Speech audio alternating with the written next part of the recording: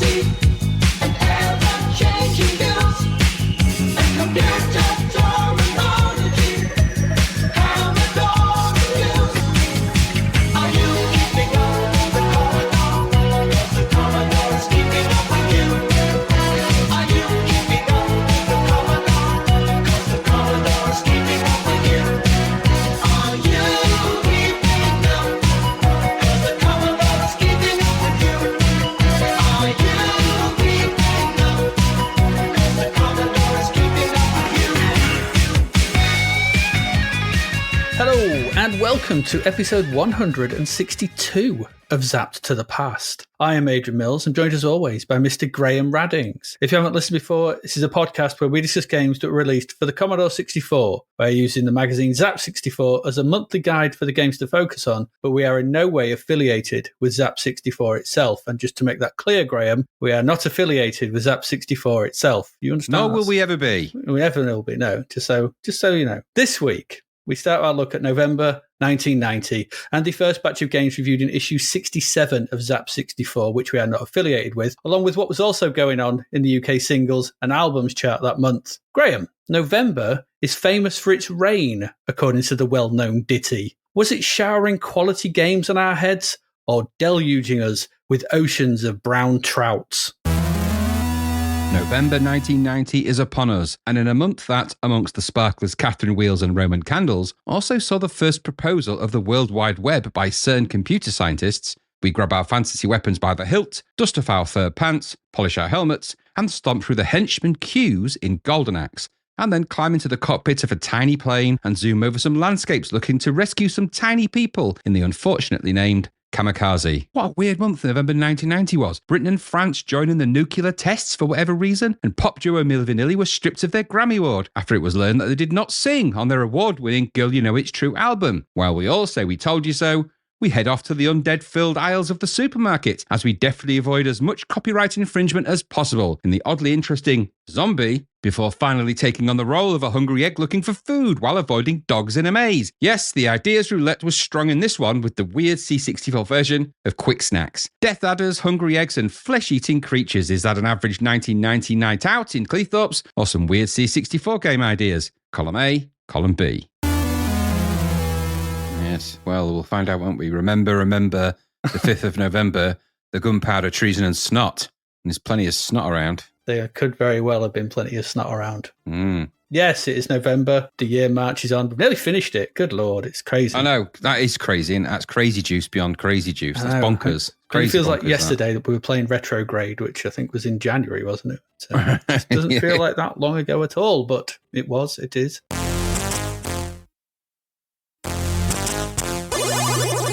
But it's a new month. It is. Let's check out the cover, Graham. Let's check it out. That's a brown cover. It's not very good. I mean, that's just straight off the bat going to say it. It's got the box round the Zapped 64 again. Stop it. Yeah, the blue Stop on it. the blue on the brown text at the top right as well. That's hard to read. That's not good. It's not very good. I mean, it's not good. It's badly drawn. I mean, I don't know. It's obviously for Golden Axe, isn't it? But it's just not very good. I would be expecting something a lot better than we've got there for Golden Axe, considering the wealth of visual material in Golden Axe and the fantasy stuff that he's done. I think back to the Gauntlet cover. Yeah. Which was way better than that. Yeah. Or any of the other fantasy, even Forbidden Forest had a way better cover than that. Although those posters he's done with the sort of all fighting off the harpies and stuff and all that kind of thing. There's been loads of great fantasy stuff that Ollie Frey's done, but it's like someone's nicked all his colours, and all he's been left with is gold, brown, and yellow. And black. I mean, I get it. Golden Axe, isn't it? So let's make everything have a tinge of gold. It doesn't, though. It just makes it quite hard to... No, it's all over the shop. It draws your eye. I mean, quite apart from the fact that there's a weird yellow stain on it, which I don't quite know why they did that. It's just like, did someone spill ink on it or something? They just make it into like an arty pattern or something. I think Death Adder's let off. And then they've clearly got the guy that puts the blocks around things, because everything around there's got some kind of inversion on it, hasn't it? So the Commodore game's bit inverted red, show report inverted blue with white. I hate that. I hate that. It reminds me of ticker tapes. Yeah, exactly. It's just don't do that. Or commit to something like that, because otherwise... I mean, they've got green writing with a black drop shadow on a yellow background. Yeah, and then small red lighting underneath for the cover tape. It's like red down the bottom under the blue Free Atomic Robo Kid poster. Yeah, it ain't good, is it? It's I mean, not. when the best drawn thing on it's the barcode. I mean, the guy, I presume this is the 3 characters from Golden Axe, Tyrus Flare, Axe Battler, and Gilius Thunderhead. Yep. But Axe Battler just looks worried. If that's him, he's like, oh, what's he doing behind me? And I don't know. What is that? What is the sort of thing around the axe? That's a very good question. It's like is it supposed to be the magic? It's like lots of little, I'm just making it out. It's like lots of people on small. Well, none of them have that magic, do they? No, but it's like little people on small dragons. Is it supposed to be like when they're riding dragons in the game? Yeah, I think that's it. It's not. Oh, okay. I've just made out what it is. Yeah, it's not very good cover, is it? It's really not. For a game of that magnitude, and for a game that's got such amazing art on the actual arcade itself as well. Yeah, and it's rich fodder for this kind of thing. It surprises me that they've gone to this crappy depth. Really, it's not right. It looks a bit of an afterthought. I mean, don't get me wrong, the figures are reasonably well realised. You know, I can't draw like that, apart from Gilius's mouth, which looks really weird. But other than that, it's just I don't know. I would have expected it to be a lot more colourful, a lot more, it's just not very good. And that's a great shame. It's not very good. But I mean, the brownness is, well, I'm sure we'll get to more talk of brown later on. Yeah, this is it. But again, I see that logo. I see it in its sort of pale blue bordered box. And it makes me angry looking at it. So. Did you play anything on the Mega Tape? I did, actually. I mean, there's 3 full games on there, which is pretty good value because you've got Rimrunner, Thunder Force, and Zork on there. So they're not terrible games in of themselves. But the real gem on that playable demo tape is the Swiv demo, which was genuinely brilliant. Yes. Yeah, it's very good, isn't it? I'm looking forward to getting the full version of that. Because I've never played the C64 version till today. I hadn't either, because by this point I was Amiga all the way, and so my experience was all the Amiga. Now, it said on the blurb and the demo that they've created the world's first 32 sprite multiplexing, blah, blah, blah. And I have to say, the game demo was pretty slick. I mean, it didn't drop a frame. It was really good. Really fast, didn't it? Yeah. So, I'm very much looking forward to that, because Swiv's amazing. It actually felt faster than the Amiga version. I don't think it is, but it's also, I was only playing it with one vehicle, but I'm looking forward to it. And that demo was really good fodder for it. And this music sounded amazing, isn't it? Martin Walker music sounded great. Really good. Really good. So there we go. So the best thing about the cover was a demo. Yeah, the tape that was on it and the demo on that tape. Yeah, the cover itself. Just turn the page and pretend it didn't happen. That's probably for the best. So let's actually turn that page and get on to some games, I think, Graham. Let's get into some. We've got 4 this week. Just 4. There's only 9 C64 games. Well, there's more, but there's only 8. Technically, in our remit, there's only 8. But we've pulled one out of the strategy section just because it's quite interesting for reasons. So we've actually got 9 to look at this month. 9 to look at. So let's get into them. Let's get into them, shall we?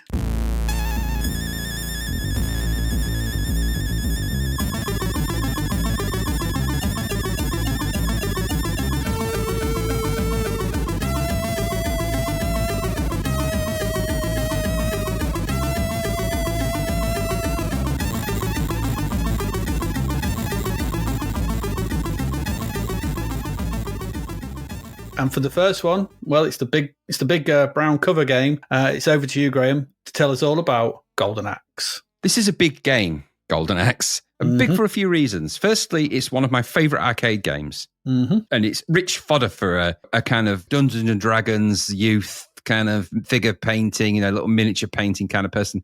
This is just made for somebody with that kind of fertile imagination. So it's also a very popular arcade. This was $9.99 on the Commodore 64. That may have been disc tape price. I don't know. 96% though, gold medal. Oof. A golden medal for a Golden Axe. Is it our first one this year? I think it is. Wow. Interestingly enough, it's the second one for the team that made this game. Oh. So this was published by Virgin Games, but it's obviously copyright Sega. Now that actually threw me a bit, only because it's not what you'd classify as the classic Sega type game. This leans itself more into the Capcom world, really, I suppose.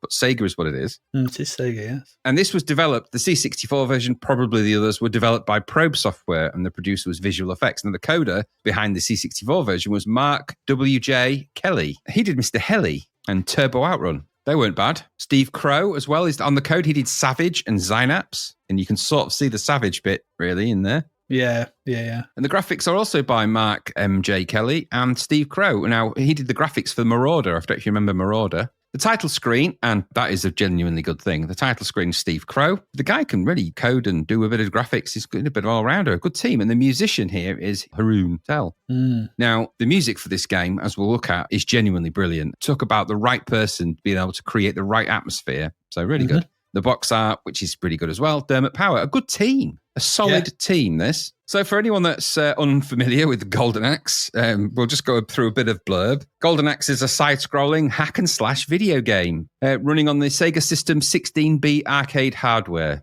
Makoto Uchida was the lead designer of the game and was also responsible for the creation of the previous year's Altered Beast. Oh, starts to make sense if you think about it. Oh, yeah. Instead, this is from the arcade blurb, by the way. The game casts players as one of 3 warriors who must free the fantastical land of Uria from the tyrannical rule of Death Adder, who wields the titular Golden Axe. Okay, in Japan, Game Machine listed Golden Axe on their 1st of July 1989 issue as being the second most successful table arcade cabinet a month. Yep. It went on to be the 18th highest grossing arcade game of 1989 in Japan. Now, remember, you're entering into the side-scrolling hack-and-slash beat-em-up world, and there are a lot of those around this time. Yeah, I guess. And in the United States, it was the highest grossing arcade game of January 1990, which seems quite niche. January was obviously just the time to go and beat people up in Golden Axe. Yeah. Golden Axe then for the C64. Let's just talk a little bit about the blurb. This is a big game. All right, so we're going to take a little bit more time than perhaps we would just to go through some other stuff. Now, I'm not going to go through the character bios, all right, because they kind of follow the tradition of these things. Warrior, guy, a barbarian. You got Axe Battler is the barbarian. You've got Gilius Thunderhead, the dwarf, and you've got Taris Flare, who is an Amazon warrior queen. And there's story to those. I'm not going to go through that. I would suggest that if you want to read their bios, go and find out the instructions, which are on Lemon. Don't want to do that. But I will give you what Golden Axe was actually about, because oftentimes in the arcade, you put your money in, you see the attract sequence, but you just get on with it.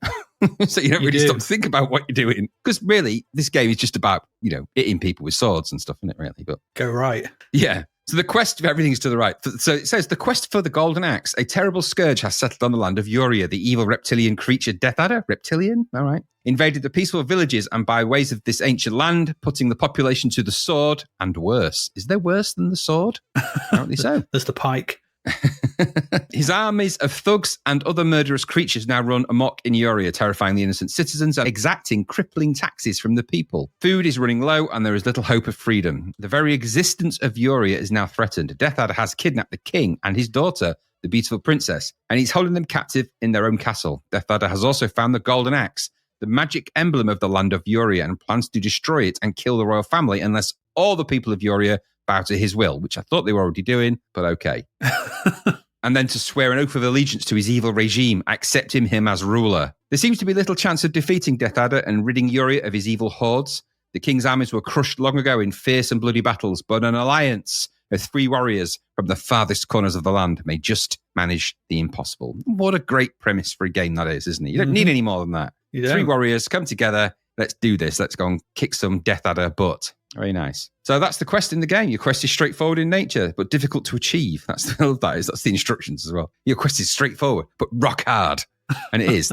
Yep. Your goal is to kill all of Death Adder's soldiers and then face up to Death Adder himself in the final showdown. Kill off the evil creatures in the land of Uria, and you can liberate the kidnapped king and princess and restore the land that you love to peace and prosperity. Fail, and Death Adder will rule forever. In the game, you progress through the different lands of Uria, or different parts of Uria. So you've got the woods, Turtle Village, Eagle Island, approaching the castle itself. And those are the kind of where that the level is split up. Now, that's the same as the arcade. And that's a thing I'm going to be saying quite a lot here, because this is basically the same as the arcade. Obviously, we're on a C64. It has 64K. This is not a Sega System B6 Super Machine.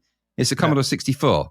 But it is essentially a walk to the right and hit everything you can, try and survive, pick up the magic, pick up the food, survive as long as you can, and then in the end, beat the various bosses along the way. Very much a side-scrolling hack and slash type affair. There is a very impressive loading and title screen. In fact, title sequence, actually. And I think it was pretty much akin to the arcade with some really nice graphics and really brilliant music. Mm-hmm. This, when it lands, has got a really nice rendering of the Golden Axe logo, which is kind of the Japanese writing, and then the green Golden Axe. And it just it's obviously of the arcade, but a C64 version, but really well drawn. It doesn't animate, which the arcade one obviously does. There's a compromise, but it doesn't matter. This sets the scene. And even after that, like the arcade track sequence, you get the images of the three warriors, Axe Battler and Tyrus and Gilius. And the renditions that are in the C64 version are actually pretty good. They're really good. Yeah. Really good. Now, whether I think they've been drawn, maybe they've been scanned and drawn, I don't know. It doesn't matter. They look really good. So all of that sequence and the music really drives this on. This is a great opening to a game. I would say probably the best arcade conversion opening I think we've seen in a long time. Really good. It looks just basically like the arcade. So if you were an eager C64 owner, you'd have been impressed with that. You would. We're around that. Now, for clarity and just for full disclosure, I played the CRT version. It's like a cartridge reversion of this, which obviously loads a lot quicker. I did also try the disc one, and I didn't find the disc load times terrible. They were fine. Yeah, I tried it. They're right. They're as you would expect. They're pretty nippy, but they're as you would expect them to be. But what they aren't is loading every single thing in every 2 seconds, which is fine by me. After you've had the attract sequence, if you start the game, you get the select player sequence. And again, albeit that it's a little bit smaller and a little bit squat, it looks like the arcade. One of the big key differences is immediately obvious. Here, you can only play this one player. Yes. Obviously, there's going to be compromises when you're making a game like Golden Axe for a computer that has a limited memory, even if with the help of a disk drive or whatever. So that is a compromise that you have on this. It's one player in. But okay, one player Golden Axe, 2-player Golden Axe in the arcade and on other formats is brilliant. It's a great experience. It's something that everybody who's into these sort of games should do in an arcade or somewhere like that. So you get the select sequence. And now on this, you've got like a really nice graphic of the skull with their hands outstretched. And then in the palm of their hand, you've got the 3 players on a little rotation. You move your joystick left and right, and it will rotate to that particular player. You've already seen what their stats are and why they've got an axe to grind, pardon the pun, with Death Adder. Axe Battler, for example, his mother was killed by Death Adder. No, but that's straight from the arcade, as is that select player. It looks like it. And there's a nice music change there, and the music is the same as the arcade. Now, the only problem I had with that is the music doesn't loop, which is a bit odd, but okay, that's just a niggle. But it is one player, and what it does is set the sort of scene for the compromises. Then the question really is, do the compromises affect the game? Or to perhaps put it in a more succinct way, is the juice worth the squeeze for this game? So let's find out. So then there's a choice that appeared, and it kind of sank my heart a little bit, which is sound effects or music. And that troubled me a little, because a game like this needs sound effects and music. It's kind of a thing it needs, because it doesn't quite work with either of those things on their own in isolation. Now, it is a C64, and again, like I said, it's a compromise. I just think that maybe that's a compromise that they could have somehow mitigated better than they did. Just give you an either or. Yeah, well, we saw it last week? We saw something that did music and sound effects. And Flimbo's Quest. Flimbo's Quest had it. And there's other games that have it. If you've got 3 channels, maybe 4 if you sort of, do something magical and techie. But there's also a lot going on in this game as well. And I'm guessing that, again, there's compromises. Okay, so whether you choose music or SFX, the music is very good. And the SFX are actually pretty good as well. It's just a pity they're not together at the same time. Anyway, stage 1. Like I said in the blurb, stage 1 is the woods. So you've obviously starting outside the Turtle Village. Now, in the arcade, you actually get an in-between sequence, a bit like you do in Ghosts and Goblins, where you get a map. And you sort of see where you are on the map. You get the kind of, I think there's a hand that either writes or points or scrolls. I can't remember. Yeah, it does, yeah. You don't get any of that in the C64 one. No. I'll come back to why that's probably something that was a bit of a silly oversight, really. But anyway, I suppose they're trying to keep the pace of the game, and there's reasons why you'd want to do that. You'll start the first level, and you're going to be hit by a few things when you first start the game. So the main game window is probably 3/4 of the screen. Okay, that's good. And the bottom part is the UI. The UI looks similar to the arcade. You've got the stage that you're on, the number of magic and lives and health you've got, and an image of the player that you're playing. And it actually looks pretty good. Nicely shaded. It's not bad. Above that, you've got the game window itself, and you've got an odd compromise of colours here. Now, all of the players in this game are a little bit yellow. So there's a bit of yellow in it. And okay, and yellow, and I think they've chosen that yellow because it's a reasonable compromise on top of the sort of mainstay of the background colour, which is probably more brown. So there's a lot of brown in this game, and there's grey as well, and there is a few other colours, but principally the ground is brown. I guess it's just like I said, you remember that as I've been playing through this game, and I went right through the whole game, what I figured was, okay, we've just got to remember that I'm on a Commodore 64 here, and there's a commitment in this to trying to make as much of the arcade in the game as they can. And I think that's a good commitment, because we've seen they could have just knocked 2 of the stages off in this. They could have just done stage 1, 2, 3 maybe, and kept them, and they could have created lots of repetitive level backgrounds. They haven't. They've actually tried to commit to the style and look of the arcade. And this beginning level, albeit that it is grey and brown and there's some colour compromises, does look like the arcade. And the backgrounds look okay. They're quite well drawn. They're reasonably shaded for the colours that are available. The fighting feels a bit weird. So obviously you start the game, Axe Battler appears or Faris or whomever you've chosen. You then walk into the right, and the first thing you're going to notice is that I don't think you scroll very far before you're going to get, or scroll at all before you get an enemy he's going to walk on, and you're going to have to go into your first fight. Now, the fighting does feel a little bit weird with no sound effects, I have to say. But it's, it is what it is. But the enemies are also, would you say they were oddly slow sometimes? They can be. They kind of meander on. They don't some of them are a bit faster than others, but they kind of meander on. Yeah. But they do meander on one at a time. So a enemy will appear. You will have a fight with that enemy. You control your player with whichever one you've chosen with the joystick. And there's a various different range of moves that you can do. In the arcade, it's one joystick and I think 2 buttons, or is it 3 buttons? Maybe 2? Because I think there's a button to do fighting. There's a button in combination with the joystick to do other moves like jump and attack and things like that. And those attacks are here. And then there's a button, I think, for your magic. So the compromise here is that it's obviously not going to be as rich in animation and things like that. But the animation isn't bad. Your player animates pretty well. The fight moves are kind of there. The enemy fight moves are kind of there. And you will start to slug it out a little bit.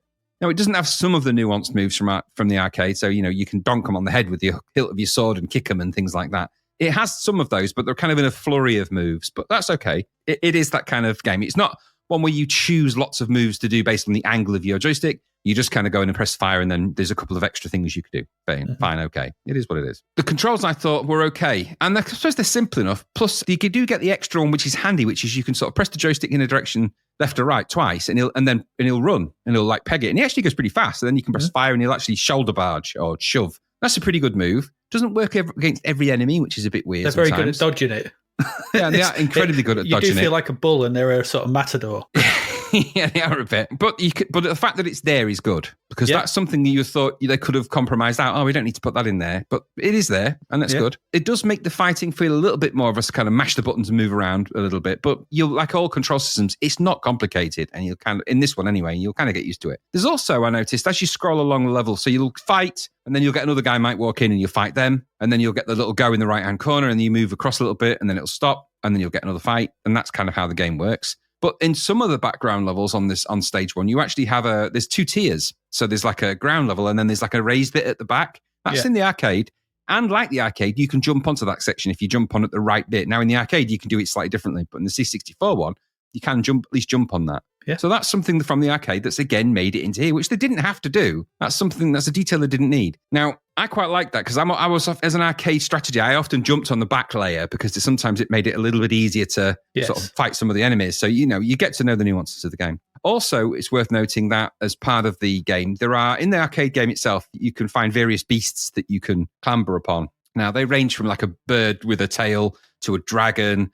There's a few of them dotted about. Now, in the C64, there's only one, which is like the dragon that can breathe fire and shoot fireballs. Pretty handy, but it's there. So in the game, you can go up to that, and in the arcade, you can like press a button and jump on it. And here, it's a bit weird. You kind of walk up to it, and it just kind of goes, hey! And he sort of lands on top of it. But it's there. You can climb on that, and that's supposed to give you more power because you can then burn the enemies and maybe kill them in one hit. Now, most of the enemies take 2 or 3 hits. Sometimes it seems like they don't want to die, and you're hitting them quite a lot. But more often than not, 3 or 4 good whacks, and they're gone. But with the dragon or fire breathing or a fireball, you're probably going to kill them 1, maybe 2, depending on the enemy, because the enemies do vary in strength. But I found that every time I had the dragon, as soon as the enemy got near me, they were able to just kill it really quickly. They were quite easy defeated. They don't last long. No, they're very weak.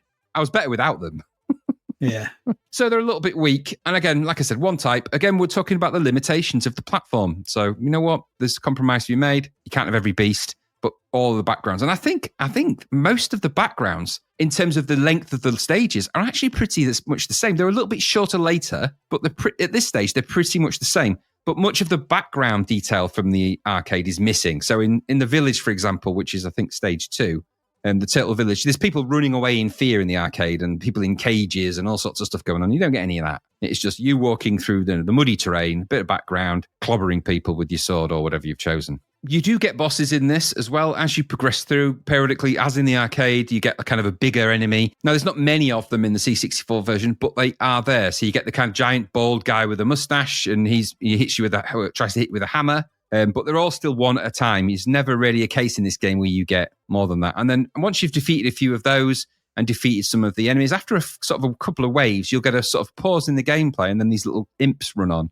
Like in the arcade, if you kick the blue ones, they drop magic potions, which you can pick up and store, and then you can use for a super weapon. And if you pick the green ones, they'll drop food, which increases your energy and your health level. And your energy can deplete pretty rapidly in this because there's the way that fighting works. Sometimes you can I found myself often fighting the wrong way or being too close to an enemy, and they just kind of somehow, there's no block or getting away from the enemies. You can block in the arcade, but in this one, you just seem to, if you get caught by them, they hit you a couple of times and you're going to lose an energy blob. You've got to accept it. So you move away from them, then you can sort of circle back and do it again. But again, you do get the bosses. They are larger than you. They are very difficult. They take multiple hits. So at this point, you need to know your way around the moves a little bit because they're going to be difficult, but you can slam the space bar. In the arcade, you've got magic potions, and depending on how many of those magic potions you collect will depend on the level of your power-up. Now, I've always found the most effective one to describe is probably Tyrus's power, because ultimately she's fire.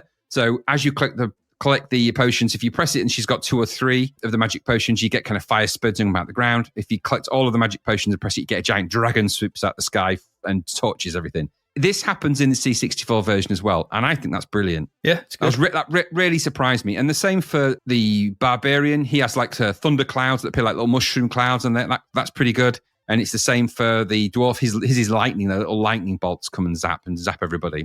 That's from the arcade, and it's here, and it works the same way, and it's pretty good. And it animates good too. I was genuinely surprised. So another detail from the arcade is here. In fact, so far, the tally for things from the arcade that are in here, albeit not necessarily perfectly, is pretty high. Mm-hmm. There's no interstitial map, which I think is a shame, because really, you've got no idea where you're going. You just kind of go into the right, and this signpost, Turtle Village this way. You are now leaving Turtle Village. Please drive safely or whatever. But it does follow the distinct pattern of the stages of the arcade. So you in each level you do get different enemies, albeit that they kind of fight the same, but you do get different enemies. The stage 2, for example, you get like Amazon warriors, and then later on you'll get my favorite ones, which are the skeletons. But you get different warriors throughout the game, different attack, and they have a similar attack pattern. But these aren't stupid dumb. They don't have dumb logic. They will get out of your way. They will sort of block, and they're not just wandering around and trying to get in your way and happen upon you. There's a little bit of rhyme or reason to them, which makes them a little bit interesting, but they are still one at a time all the way through. And then, of course, you've got to sort of nudge the game along. So it's nudge, fight, nudge along a bit more, fight a bit more, get a boss, get some potions, nudge, fight, and it's the same. That's how the arcade game plays. There's just more lightning in a bottle in the arcade, isn't there? Mm-hmm. So in level 3, then, as you go through stage, so you'll have worked your way through the woods, you've gone through Turtle Village, then you've got Eagle Island. And I've got to tell you, Eagle Island is really impressive for the C64. The backgrounds get a lot more interesting here with some better use of colour. They're still brown, but it's actually starting to put some really nice shading to things. The enemies change as well. They still come one at a time. They're still following the same attack patterns. And like I said, they're not stupid. So as you move through those stages, you'll go through on the Eagle. Then the skeletons arrive. Now, the skeletons look great in this game. And don't get me wrong, they're yellow as well. But it's kind of sort of weirdly kind of the right colour for them. But they look exactly like the arcade ones. They're a really nice graphic. And they're kind of animated similarly. They just don't have the volume of skeletons needed to make it feel really menacing. Because the skeletons, when you're in playing Golden Axe in the arcade, they're one of the hardest enemies in it. They're really challenging. Yeah. Mm-hmm. And when they arrive, it's a great level in the game. And at this moment in time, you're actually riding on the back of a giant eagle, which is kind of lost in the C64 version. The magnificence of that is that you realize you've just been flying on an eagle, because you see feathers and sort of the sky flying past in the arcade. You don't see that here, obviously, but okay.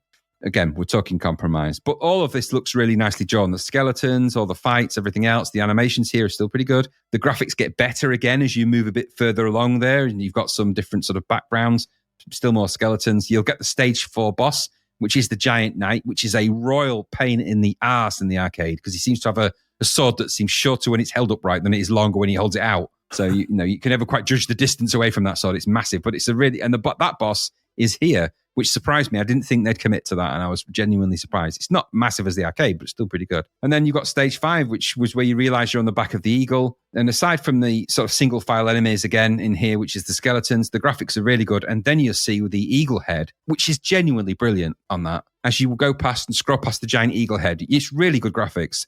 It's the best use of Commodore Brown I think I've ever seen. Really, it's genuinely impressive. It's one of the best backgrounds I think of a fighting game I think I've ever seen on the C64.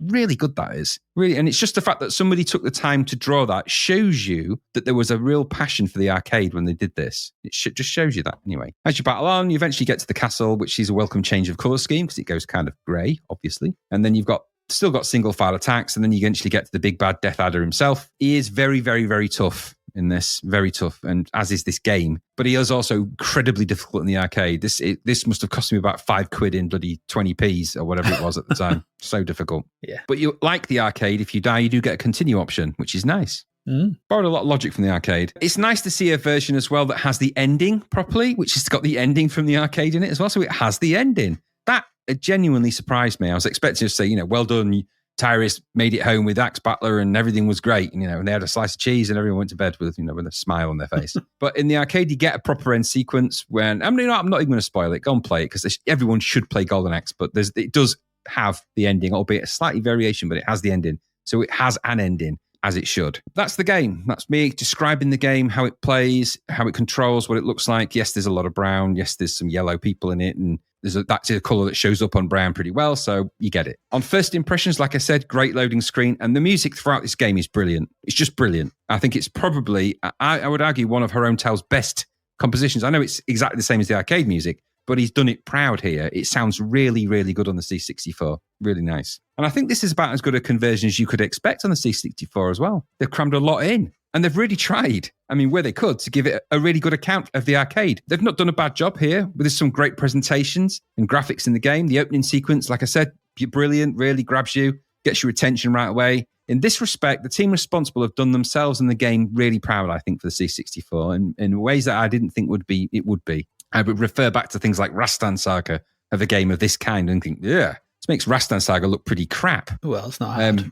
Yeah, and it's completable. The one player only compromise, I guess that was inevitable. All right, it's given the limitations of the machine. But at least you got the title screen, you got the character images, music, player selector, you've got all of that. Some of the best arcade conversion stuff we've ever seen, I think, in terms of getting the look and feel of the arcade right. No compromises. They didn't do a version of Golden Axe music. They didn't get Dave Whittaker in for a start, so that was 15 steps up. No disrespect to the guy, but his version of this wouldn't have been the same. Into the game and the characters, while they're smaller in stature, they do look like their arcade counterparts. They look like Axe Battler to me. It looks like Tyrus Flair. Tad more jaundiced, but I suppose there's some decent animations as well. Not perfect. There's enough to carry it off. The controls, I guess, sluggish here and there. Combat maybe feels a tad pedestrian, but I think this is more likely the effect of the lack of enemies than the combat moves themselves. They are on the whole here. Sword swipes, jump attacks, run attacks, such, all good. The inclusion of the magic attacks is also a real treat and remains really satisfying when you throw down the magic potions and see the big dragon appear. It's one of the great moments in an arcade game, that is.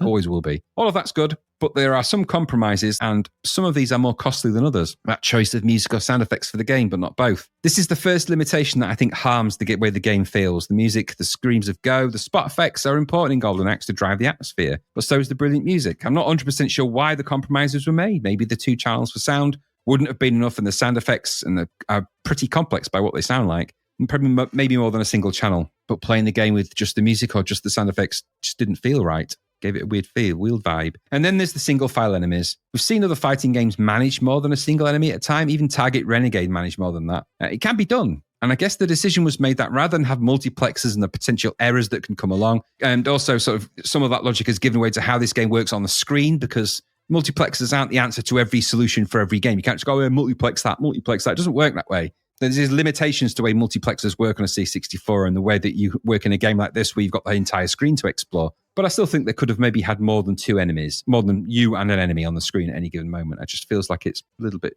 And the idea is, I think, that you have waves of these, so you can quickly dispatch one, you get another one, quickly dispatch one, and that's, they're trying to get that part of the game, but I don't know. I think they opted for the lesser of the 2 evils in terms of the multiplexer, but I think that makes the game feel ploddy and tragically, perhaps, dare I say, dull and repetitive. Something that you should never say about Golden Axe. So there's some things quite soul-destroying and grinding about this version as you hack your way through the stages, 1 enemy at a time. The game is principally scroll, fight, scroll a bit, fight. And even though that is the nature of the arcade to an extent, without multiple players and enemies and that kind of up against the odds feeling, even using your magic has less impact when you're just killing one person with a dragon. It seems overkill, actually. Yep. The lack of all the ride-on creatures, I think that's a little bit of a misstep. I would have included them, but I would have made a point of trying to make sure I had more than 1 enemy in a game like this, because that's kind of its killer thing. So even if you do get on the back of those creatures, they don't last long. It's like the weakest dragon ever. Oh, come here. Oh. Anyway, all that said, they did get as much of the arcade in here as they possibly could, and what they have created looks pretty good. The scrolling, when it happens, is smooth. The enemies have okay animations, like I say. I like what I played for as much as I could, but I found myself getting bored of the same thing over and over again. Echoes of Fist 2 in there for me. It just lacked some of the important myth and magic that a game like this needed. A competent creation all over, though, and a well-realised arcade conversion. And one of this magnitude is worthy of a pat on the back for everyone, I think. Some good attention to detail, definitely some love for the arcade. My feeling, though, was it just wasn't quite all there enough, and the compromises were just one or two cuts too deep, leaving one of the greatest hack-and-slash side-scrolling arcade games of all time on the C64 just a little bit wanting, which is a pity. But what about you? Yeah, okay. I mean, what to say? What to say here? I mean, like you, I loved Golden Axe back in the arcade. It took a while, but it basically replaced Green Beret when it came out as the machine that hoovered up my 10 pences each weekend. Yeah. It was just stick my money into Golden Axe now. I mean, you're probably right. I personally have no idea what it is because not many sort of belt scrollers really appealed to me. I wasn't a huge fan of them. The Double Dragons, your Final Fights, your Streets of Rage, it never really appealed to me, but this one did. And it's probably that fantasy setting, which I was massively into at the time. So it's a seminal arcade title. I still love it. As you said, they're still making games around the Golden Axe franchise today. It's still happening. Yep. And I never played the C64 version until this week. So first impressions, very favourable. I was like, wow, that arcade front end being there with the, he said the Japanese style writing and all that lot, and then the great, fantastic music by Hugh and Tell. It's really good. It's the Golden Axe theme, but maniaxed. Yeah, it is. Yeah, it is. It's really good. It's really, really good. And when they do that, when they do that combo sort of thing, it's really good. Really, really good. And it's really the interstitial images of Tyrus and Axe Battler and Gilius. By the way, do you think Axe Battler got the they couldn't be bothered to think of a name for him? Tyrus Flare, cool. Gilius Thunderhead, cool. Axe Battler. Oh, it's just a description Battler, of what I'll get you, Battler. and he wields a sword. Yeah, true. Yeah, but that's the original game. It is what it is. But all of them are there, and they're really well drawn, and they look really cool. And then the big skeleton hand, choosing your enemies, choosing your sort of a character. I was like, wow, this is really impressive. And then the game started. And okay, it's brown, but so what? It's got the sort of pale trees in the top half, which is like the arcade game. And I was like, okay, sprites are decent. I was like, okay, the animation I thought was pretty good. And then an enemy appeared. Controls seemed okay at first. I was like trying them out. Can I do the swing? So the swing animations are all there. The jump, the charge, it's all good. Okay. And then, I was waiting for another enemy and no more appeared until I killed the first one. And that's what they've done. That's okay. To get this into the machine, they've removed everything but one enemy or little goblin. They don't even have two goblins on screen at once. No, they don't. And there's no two players either. So as I started playing it, I was like, okay, I'll play it on its terms. It's one enemy, and like you said, and the music, the sound effects, okay, because without the exactly. And the music, dun, dun, dun, dun, dun, dun, dun, you need it all. You do. But then, as I played it a few times, first time I was like, okay, but I started to find the controls quite sludgy. They're a bit sludgy. They're not responsive. Yes. Because I think this doesn't run at a particularly high frame rate. No. And so I think that what leads to is huge input latency gaps. When you're trying to do something, it's just not. There's big gaps where you press fire and it's like, I'll swing. I'll swing. Yep. And so that led to big chunks where I was unable to avoid getting hit because I couldn't move. Yes. I couldn't run it. And there's sequences as well where the enemies will you'll do this sort of tango dance. Like you turn left and right and they run either side of you. You're like, it's like, you're like, until they stop and hit you. You're like, okay. And that got annoying because and then I try and hit them facing the wrong way. I'd get stuck in an animation loop. They'd just run through me and hit me from the other side. Okay. And then so I'm wandering along, and then the one dragon that you can ride appears for no reason. It's like comes riding on, and then I got on it. I was like, cool, breathe some fire. But again, it's like press the button to breathe fire. Yeah. Oh God. And then an enemy went ting with its finger and it's gone. I was like, where'd that go? Okay. And then I got to the end of level 1, and the one big guy with a hammer, I killed him. And then the other one wanders on. You're like, oh, God's sake. So, so let's talk about it. It's got a gold medal. No. No, I don't think so. Because it's very nice wrapping, but it's a bit empty and sludgy inside. And I get what the compromise they've had to do. Now, I took a look at the Spectrum, the Amstrad versions. They were done by coded by David Shea and graphics by Jason Green for both versions. And the Amstrad version is really impressive. 3 enemies on screen at once, 2 player, both the big guys at the end, all the different dragons you can ride.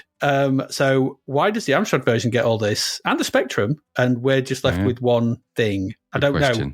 A lot of this, I don't know. That I was like, oh, That actually, and it's got all the backgrounds. The eagle you were saying about it's all there in the Spectrum Arms, but it's all there.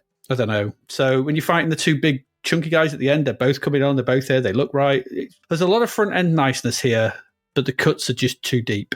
And I don't know why. I don't quite understand why. You can say, yeah, okay, multiplex. So you said Target Renegade. I think that with the high-res sprite overlays and stuff, that's probably maybe pushing more on screen when you sort of count what's pushing around in there. Yeah, well, that's what I'm saying. They've done it before, so it's doable. Even Barbarian 2 had more on it, didn't it? I think that was maybe one at a time. But they were quite big. Yeah, you can do it. I mean, even Double Dragons, as crap as they were, but you can do multiples. It can be done. It should be done, I know. And it's done on the other 8-bit machines as well, I don't know. The magic effects are good.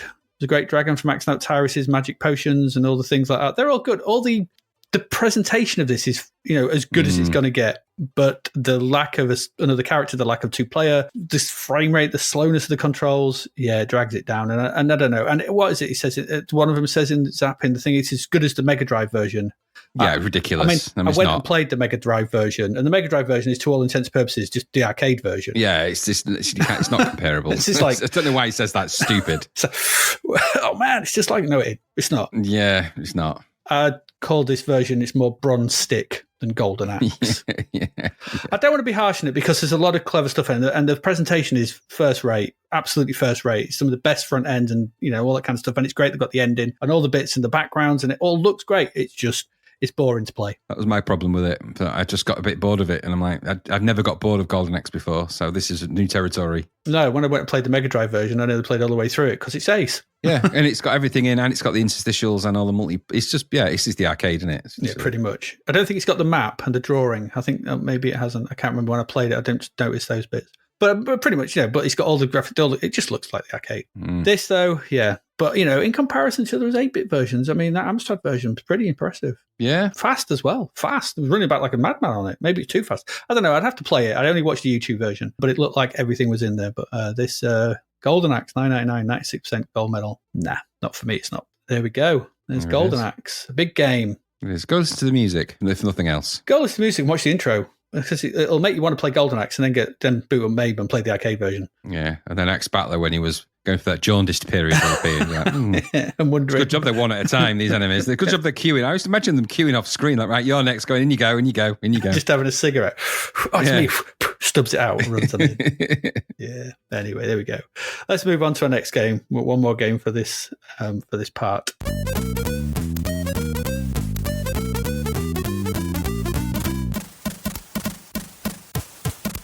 And that game, well, this is Kamikaze. It is. Okay. All right. Just let's get these things out there front. You've kind of alluded to it last when we were going through the games. Let's just talk about the name and the cover, shall we? Because before we get onto the game itself, I know it's a budget offering from the 80s. Making a game mechanic out of kamikaze flying, I don't know. I did a little bit. I know what kamikaze is. It was basically Japanese special attack units of military aviators. They flew suicide attacks. Essentially, they were just basically flying missiles aimed at the warships and used in things like Pearl Harbor. About 3,800 kamikaze pilots died during the war, and 7,000 naval personnel were killed by kamikaze attacks. It's got to Wikipedia. That's quite a lot, and that's quite unpleasant. And then we have the cover, which it shows a stereotypical Japanese fighter pilot.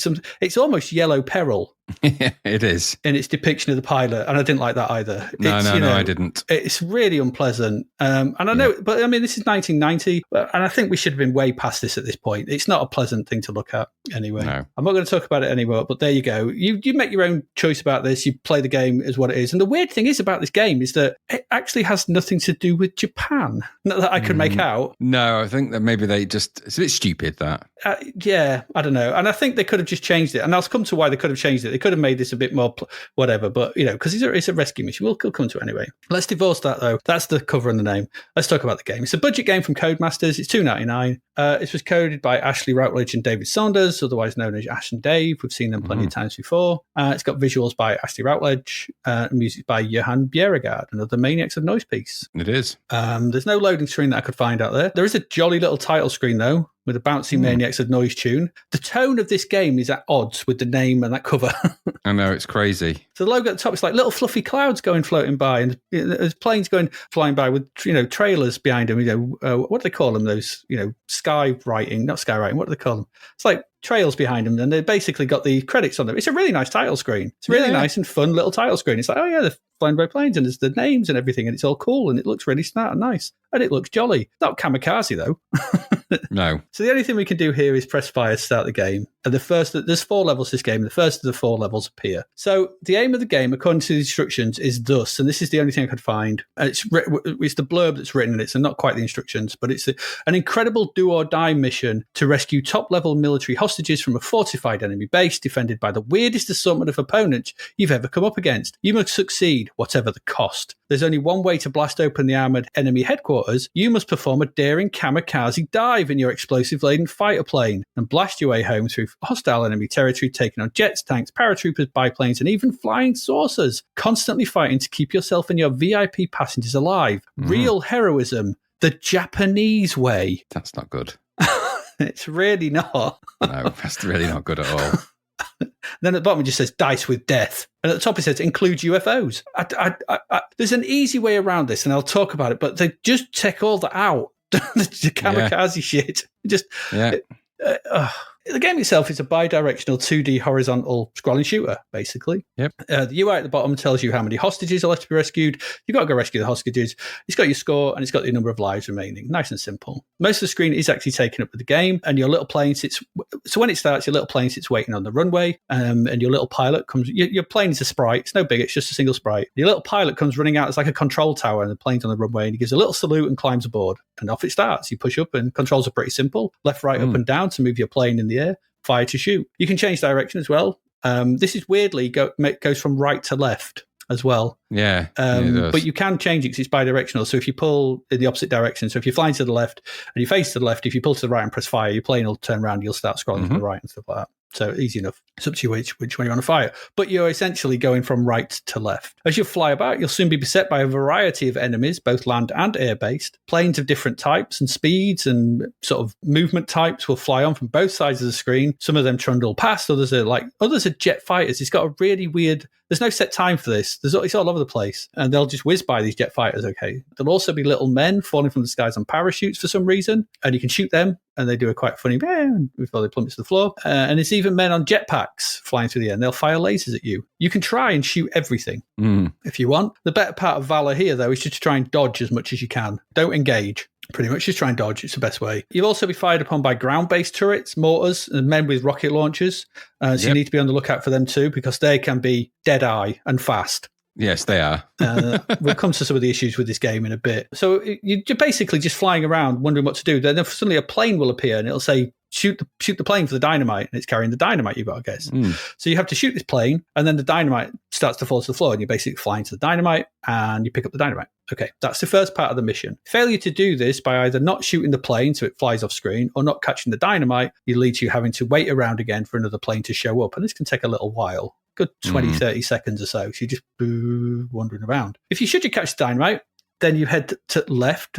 Like I said, you go from right to left to the level where the enemy base is. And as it says, you just have to basically crash your plane into the doors. This blows your plane up and opens the doors, blows the doors up to they're like in a castle or some kind of weird place. And it blows the doors open. It lets the hostages come running out. But your plane is total in this, and I imagine you are as well. But suddenly a new one appears on the nearby runway magically. And the hostages, or most two of them, that gets more in later levels, they run to the plane and get in. Your job then is to take off and make it back through the level and drop them off at the home base. And that's it. So that's it. That's all this game is. Fly to the left, bomb the gate, pick up the hostages, fly back. It's the same through all 4 levels. You just have to make more runs back and forth as there's more hostages to pick up in subsequent levels. So the first level sees you making your way past a few buildings surrounded by countryside, it's like a town. The second is over the ocean. There's palm tree covered islands. The third is like a full-on industrial landscape. And the final level sees you flying over a cross between, I think it's Greece and Egypt. It's got large like Greek-style columns and pyramids. So they're the 4 levels. Should you make it past level 4, it loops back to the beginning, and that's it. The graphics they're pretty good. Some excellent little touches throughout. Some nice animations, like your rotor blades spinning at the front of your plane. Little touches throughout this are actually quite good. The way the little parachute guys hang in midair and then scream, almost like a cartoon-esque. It's almost like something out of a Bugs Bunny, like, psh, and then they fall to the floor. Yeah, That's yeah, quite yeah. good. The screen falls to their doom. The little sort of stuff moving along the bottom, all the different planes, they're all single sprites, but they're quite nicely drawn and animated. There's a lot going on. The backdrops are simple. They work well, though. And they fit they fit what this is kind of doing to a T, and I'll come to the problems later. And they have a nice, pleasant style. The third level, it actually reminded me of Cannibalt. With its grey cityscape. And there's actually a C64 version of Cannibal, isn't there, which I was playing the other day, and it's really, really good. Okay. Yeah, really good conversion. That is quite impressive. So, yeah, everything looks good. The game, however, it's anything but pleasant. You'll die a lot, and for really unfair reasons. So I'll go through some points that I just noted down. Point 1, the collision detection isn't great. No. You'll shoot stuff, and bullets will just fly through them. You'll try to dodge something and blow up, even though you swear you were clear of it. So this becomes very infuriating because it just, like, they're single sprites, but there's a lot of stuff moving on screen. You need to be able to go, right, yeah, I'm clear. Oh, I'm dead. Yeah. That's not great. Point 2, you can't fly past buildings, trees, columns, etc. Collision with them blows you up. That's stupid. Because at certain parts of the levels, these take up most of the screen. Yeah. So trying to navigate past them, what's being beset from the left and the right and below, is just too much. It's too much. You can't, you've not got enough room. It's stupid. So I don't know why they've made that decision. Just make it background and give me the screen to fly around in. Yeah. Point 3, you die with collision with anything. And this leads to back to the beginning of the level. Yeah. For if you do so. So once again, you have to hang about waiting for the dynamite, and it gets really tedious really quickly because you're just hanging about.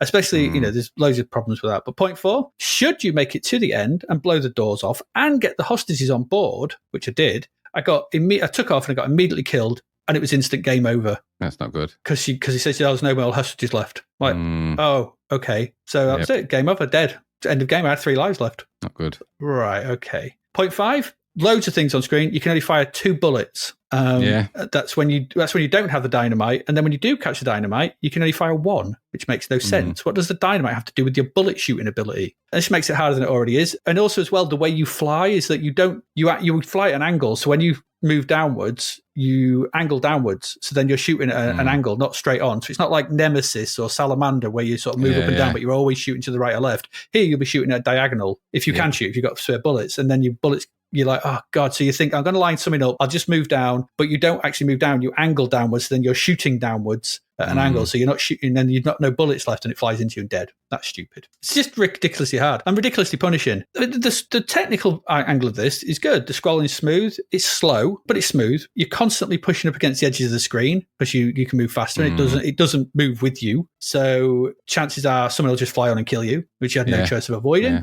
Sometimes the dynamite will be attached to a plane that is one of the very fast ones, and you've got no chance of getting them. So they'll just whip across the screen, and you're like, oh. And I had that. So I had this happen 3 times in a row in one bit. Ooh. So I was just waiting for ages, and then a plane would come going, ram, across the screen. I'm like, oh, okay, wait again. Ram, oh, God damn it. And then just as a slow one appeared, I shot it, and I got sniped from the floor by a rocket launching dude. Yeah. So, this was starting to make me angry, this game. It's not a fun game, this. Not a fun game at all. It looks and sounds all cozy and nice and cheerful and everything like that. We put the name and the thing aside, but it's not. And I tested it, right? I got my son in to play it. Is it my aging reactions this is? He's 15. He's basically, I've watched him play Fortnite on the controller, and his fingers are a blur. His reactions are, up there. He's acing all those Fortnite songs playing with the controller at the moment. There's nothing wrong with his reactions. I got further than him. He just couldn't manage it. He kept doing the same thing. Like he died. And it's just ridiculous. The game is really unbalanced, really, really unbalanced, which is a pain in the ass. It's too punitive on the player to be very enjoyable. That was my experience with it. It's technically well put together for, as you would expect from an Ash and Dave game. The technical, the music's nice, everything like that. Everything runs smoothly. There's no raster glitch in sight or anything, but just too many things that annoy in a very short space of time led me to just giving up on this one. And just to come back to the mechanic of having to fly into the gate, why don't you just drop the bloody dynamite on the gate and land? Yeah. And then you just call it legit questions. Call it rescue mission or something else. Not as crap as that, but you call it something else. Take away all that heroism Japanese way, shit like that. Just no. You just drop the dynamite on the gate. No, I couldn't agree more. Because there's no allusion to any kind of sort of Japanese kamikaze stuff in the actual game. No. So I don't know. I didn't like this because of all the things I've just laid out, really. I think it should be pretty clear, but it wasn't my cup of tea. I found it annoying to play. What about you? Yeah, it is annoying. It's the right game creation in the wrong game format. So And by that, I mean, just drop all of the horrible Kamikaze stuff and the Japanese stuff. Just drop all that because it's distasteful anyway. Whether you do it in 1990 or whenever you do it, that's just distasteful and there's no laughing matter or any of that. But it didn't need it because this isn't about that anyway. No. This is just a variation of any one of a dozen games that we've had to pick up. Yeah, Choplifter. Yeah, exactly. Choplifter, but with a silly sort of twist. My take on this was that what they'd created was a really nice little engine for a plane game. And they just made it into this for stupid reasons. It would have been way better as a kind of a catch the pigeon racing game where you just had all the different all the different planes that you had in Catch the Pigeon and Dastardly and Muttley. And if it was just that, it's the perfect game for a little side-scrolling aeroplane racer where you could drop like clouds of behind you and befuddle your enemies. It would have been perfect for that. You don't need to have death and bombs and Kamikaze in it. Just that would have been great. So I found this game impossibly difficult anyway. I liked the style of it, but I didn't like the contents. And then I thought to myself, what a shame, because had you just made this into a more fun experience like the title screen promised, you could have just keep it as a simple racer. It would have been the only one of its type to be a side-scrolling biplane racer and take it into that kind of cartoon realm. You had all the elements there, but instead you just took it into yet another Choplifter type variant, and not a very good one at that, and way too hard. So that was my take on it. It's distasteful, and it's just a game that's in the wrong trousers. So yeah, that's a good point. It did not deserve 72% in the slightest for that. Not for the game itself. So that's a good point though about I could see it as one of those, but yeah, because it does feel quite cartoony. I think it would have been fun. That's a good point. Yeah, it would have been. It would have been. Oh well, there you go. That's Kamikaze. I think that just needs to go down the Kazi. More like yes, flush it down there. Yeah, like I said, we're not knocking the tech exercise, and there is actually a good game engine there. It's just unpleasantly annoying. Can you imagine if you just made that split screen like a Kickstart, and then you had play 1, play 2, and a few, you got a race. I mean, it's almost race itself. It's not far off what they've got. Yeah. It would have been so much fun to do an aeroplane version of Kickstart where you sort of, you're trying to scramble the other player and try and get to the front. I think it would have been so good, and they could have easily done it with what they've got there. So I think so as well. It's all hyperbole, really, isn't it? But I would have been more fun than trying to Kamikaze into a gate. So, which makes no sense. No, it makes literally no sense whatsoever. None. No. There we go. That's it. That's 2 games for this part. Make of them what you will. We're going to go take a break. We'll come back. We'll be looking at the music from November 1990. So please do stay with us. And we're back. We're back, Graham. We are. They catch you unawares then. I was like, we are. We are back. We are back with the singles. What was riding high in the charts for the month of November? At number 1 for the first 3 weeks, we've already seen it. It was the Denzel Washington and Bob Hoskins. Terrifying thought. Mistake. I know this was an Unchained Melody from the Righteous Brothers, obviously from the film Ghost. From the film Ghost, yeah. We've talked about that before. So, but replacing it at the end of the month for everyone, I think. But okay. Replacing it at the end of the month was Ice Ice Baby by Vanilla Ice. The only good thing that's come of this is the fact that there's a podcast called Pop Collaborate and Listen, which is obviously where they've got the name, borrowed it from the Stop Collaborate and Listen from this. But that's the only good thing that's ever come out of that. Yeah, you don't sample under pressure and do this. It always annoyed me from the moment I very first did it that they sampled under pressure. Yeah. And some songs just don't mess with. Leave it alone. Yes, I hate it. I don't like it. I don't like the crappy rapping in it. I don't like anything. The stupid dance they do in it as well, that sort of jump sidestep thing, which we saw in the Hammer video as well. I don't like it. I don't like the robot versions of it. I don't like anything to do with it. No, I don't. I never liked it. Still don't. Best albums, Elton John. The very best of Elton John is at number 1 for the first 2 weeks. It is. The honker of honks. Absolutely. Each song has a different hat. And then replacing it for the last 2 weeks was the Immaculate Collection by Madonna for 2 weeks. You can clearly tell Christmas is on its way, can't you? You can. That's a great album, though. I imagine it is, yeah. It's all the early Madonna tracks, big best of, isn't it? Greatest hits, and it's all the great hits. So it's got things like Material Girl and Like a Virgin and all that stuff is on it. It is a really good compilation. It's sold truckloads. That's her version of the Queen's greatest hits. Yes. That one. Yes. There was a couple of original tracks on it as well, wasn't there? So it's a pretty good collection, actually, to be fair. Yeah. Really good. Justify My Love and Rescue Me were the new ones. But this thing that was recorded in, what's this you've noted about? Recorded in Q Sound. It's the first album to be recorded in Q Sound. Q Sound was a pioneering 3D sound process to give you a wider auditory experience via ordinary stereo speakers, but through very, very clever delay positioning. It's a crazy clever technique. It really is, because you've linked to a YouTube A demo of it, yeah. YouTube on demo, and I've only got like a pair of sort of small PC speakers on a 27-inch screen. I've got a speaker on either side, and I tried it, and I was like, bloody hell, what's that? It is good. It's really impressive. And I thought, it can't come off YouTube, but the sound was coming from way wider than I was experiencing. Yeah, I mean, it's impressive. I think the problem because obviously we talked a little bit about this 3D sound idea some time ago, and we mentioned that Tomorrow's World did a little bit of a thing on, and they did they had a version of the Amiga game, Xenon 2, which had the sound on they'd made the sound into kind of a 3D sound and give it that kind of, and it's the same sort of thing, although the Q sound process was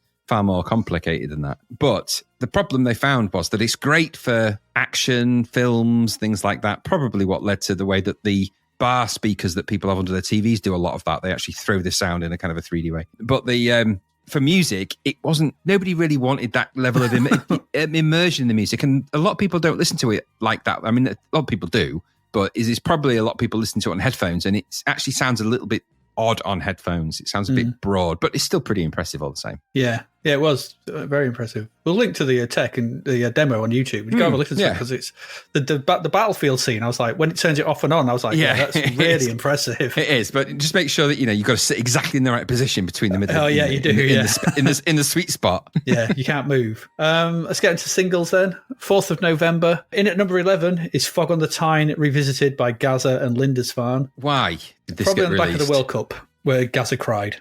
That's probably where it should have been left. I mean, it's quite a way, but I think there was a bit of Gaza mania, I think. He was very popular, wasn't he? The Fog on the Tyne is all mine, all mine. I like football, and it's really is that kind of thing. It's really bad white guy rap. It's not good. It's not good. It's not. In at number 29 is Cubic Olympic by 808 State. As soon as I heard it, I was like, oh, it's that bloody song. Yeah, it's that one. Yeah, nong, nong, nong, nah, nong. Yeah, there's that one. And then and now for some reason, whenever I think of 808 State, I think of that. That's the one I think of. As soon as 808 State, it's the one that goes, nah, nah, nah, nah, nah. Yeah, that one. Yeah, that one. That's the one it is. The Angry Duck. In at number 33 is The New Power Generation by Prince. Very lavish, expensive video for that, wasn't it? It was. If it looks like Prince, it sounds like Prince, it's probably Prince. Yeah, I think with that one, it was the New Power Generation was the new band, wasn't it? And it was kind of a little bit of the new direction of where Prince was heading prior to the kind of emancipation and all the artists formerly known as stuff, I think. So it's interesting, the New Power Generation, for it goes kind of down a funky road. It's pretty good, but sounds like Prince to me. It's very different sound to think something like 1999 or something like that. So it is what it is. Number 36 is Time to Make the Floor Burn by Mega Bass. No, this was rubbish. It was rubbish. No. Yeah. So this is just it's a mix of loads of dance songs, and as you said, the previous few months. Yeah, not the good ones. No, but this is basically when you can't be bothered to do your own mixing in the PR39, isn't it? Yeah, it is exactly that. You stick this on, and people think, "Wow, God, this is a great mix," and you do some fake mixing. Look at what I'm doing. It's just one track playing on the CD. Yeah. It's just, this seemed to be a bit of a thing. And I don't know. I don't know what the genesis of this is. We need brown sauce or something like this, but I also don't care. It's horrible. It was just horrible. It was really, really bad. And it was just the chroma key in the video was ridiculous. It was off the chart. It was bad. Yeah. Bad. It was. It also, to me, it also did sound like a bit like an Amiga demo. It probably was. It probably was. Wouldn't surprise me if it wasn't chopped up and done on an Amiga or something like that. Wouldn't surprise me in the slightest. No, but it's crap. Number 39 is 100 Miles and Running by NWA. Good NWA track. Not my... I like them, don't get me wrong, and they are a seminal rap band and all of the rest of it, but I'd be lying if I said by this point I was well into it, because I wasn't. This was more brown sauce, really. Yeah, very Still good though. So. Yeah, it's not my thing. Number 44 is Miracle by John Bon Jovi. Is that anyone's thing, this one? Certainly want mine. I just got annoyed when he drove past that policeman on his bike with no helmet on. I was like, put a helmet on, you damn hippie. Yeah, just put safety wear on. Do you know, if you've come off that bike, if you skid off a motorbike and you've got no proper leathers or protection on, it just your skin gets erased. It's not like it's like going to just cause you a few niggles. Your skin gets literally removed off your body. So Yeah. you're down to the bone by in a short stop. So not good, that. It's not. And also as well, how low did he want his neckline on his top? It's ridiculous, isn't it? I mean, and I noticed Joey from Friends was in the video. He was. Before he was Joey from Friends. So he was there. Yeah, he was. He was certainly in there. The song, though, is really bland. I barely noticed it. I did. I honestly I never heard of it. No. So it's quite. He's driving in the middle of the road, and there's a reason for that. yeah, absolutely. Unlike the next one, which is number 62, which is Digging for Fire by the Pixies. Or Dig for Fire. Yeah. I mean, it's decent. It's not one of my favourite Pixie tracks. It's fine. But it's odd, and it's more interesting than Miracle by John Bon Jovi. Odd video again where they get slowly dressed to ride on motorbikes. Yeah, strange. It's a strange. They're a strange setup. I get the feeling that they're protesting. I just don't know what about. I just think they're doing their own thing. 11th of November, in at number 23 is the Island Head EP by the In Spiral Carpets. Yeah, maybe they gave it away in Spiral Carpets. So some Spiral Carpets had some giveaway CDs and it's like, so anyway, get rid of that crap. I listened to most of this and it wasn't very good. No, dreary nonsense. Rubbish. Better though than what was at number 25 because that's Let's Swing Again by Jive Bunny. No, we won't be talking about that. No, we won't. At number 28 is Hands Across the Ocean by The Mission. Yeah, odd, this, isn't it? I didn't know what to make of it. And I also found two different versions, and the other version was also weird. Yeah, well, I've never heard that other version. I've got the single for this. I bought the single. It's the point where this is why I lost interest in The Mission. Ah, okay. This is the week. It's a really weak song. This is where they went off. They released another single after this where they're chasing the kind of psychedelia sound for some weird reason. They've just lost their goth stuff, and this was the kind of start of that. And I never liked this song. I think it's the new track they did for that Grains of Sand album, mix album. Right. So they did this, and it's released on it, but it's just weak. It's just really boring. It is, and that because the remix or the other version of it that I found was it's a Tim Palmer. Is that a name that's familiar to you? Because I don't know who Tim Palmer he was the producer for a lot of their stuff. But the thing is, that song is completely different. It's got completely different lyrics. It's got completely different verse. It's like, what's the this album's version? off did you see the album? It's off a kind of a Tim Palmer's remaster of this Mission song. So I wonder if he's taken a few Best of their... of Phonogram or something. It's like, so I wonder if he's taken a lot of their stuff off there and then mixed it into something different. I thought it was better, but... It is better. It's just not peak Mission. No, it's not. And number 46 is Flashback Jack by Adamski. I don't know what to make of that.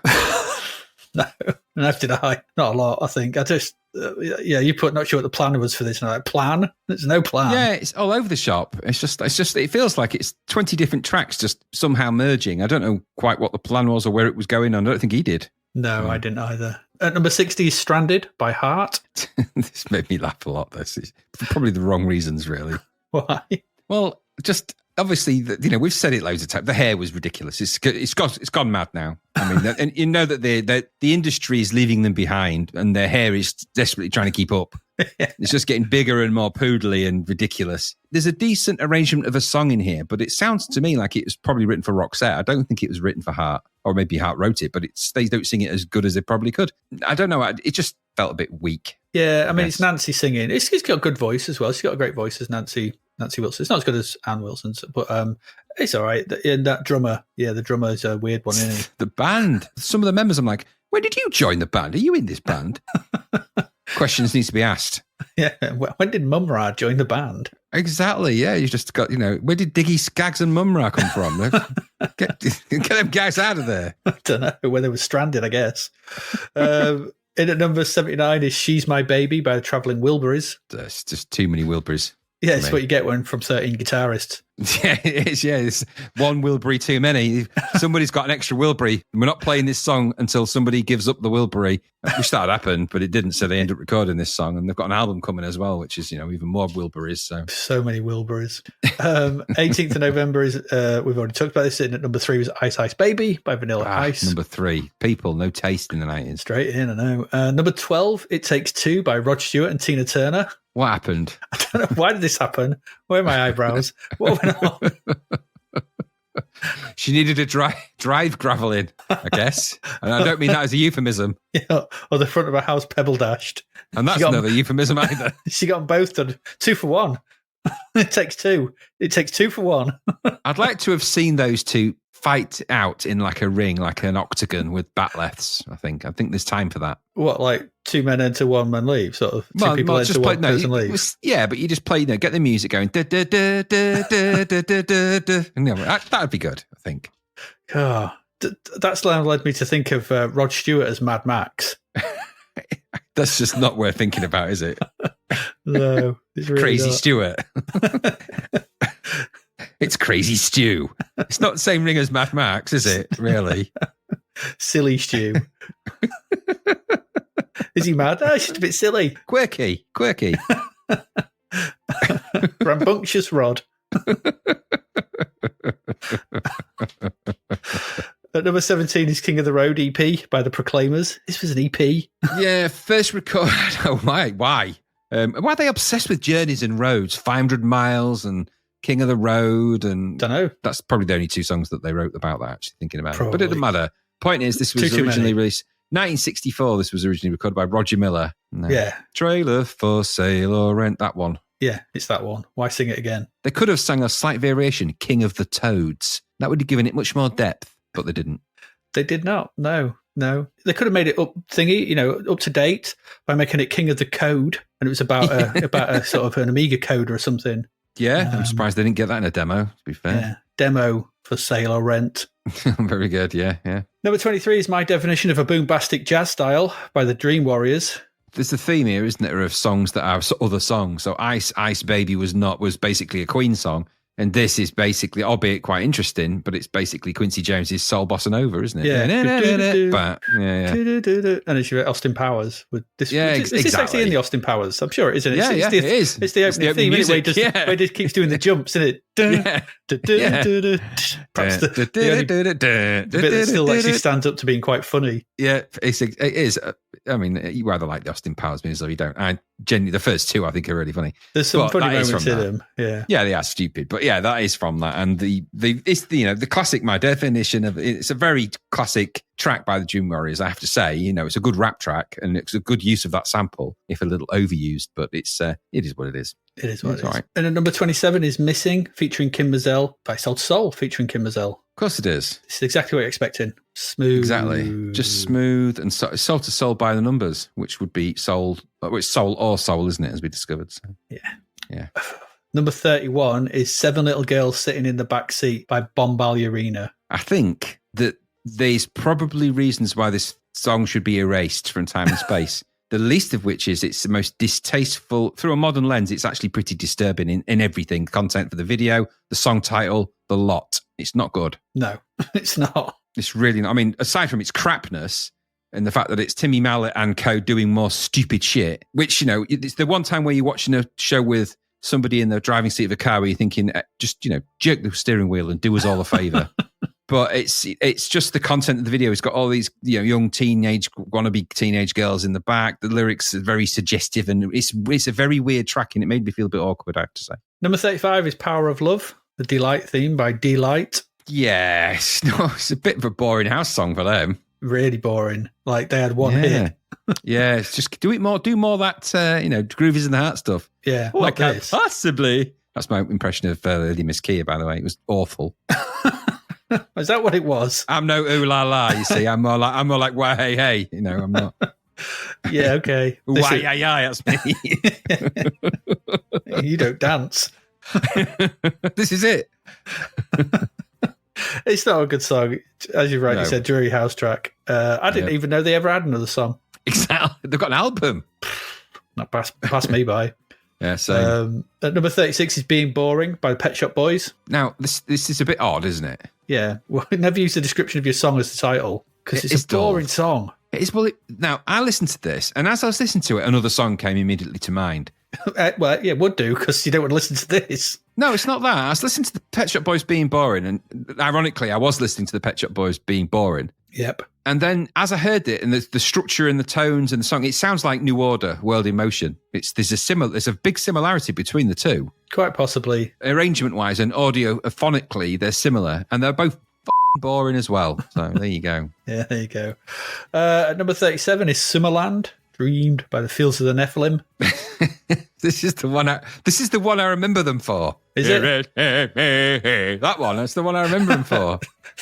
That could be any of them. I know, but this is the one. When someone says to me, "Have you heard of the Filter Nephilim?" In my mind, I'm hearing that sound. So it's Summerland. Now I know. There you go. I've been through the back catalogue of the Nephilim.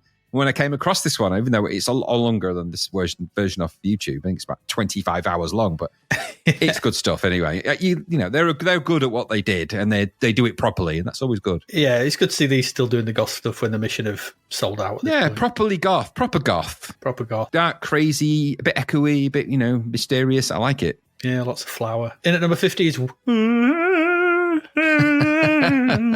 Game by Chris Isaac. Thought he was having a stroke then.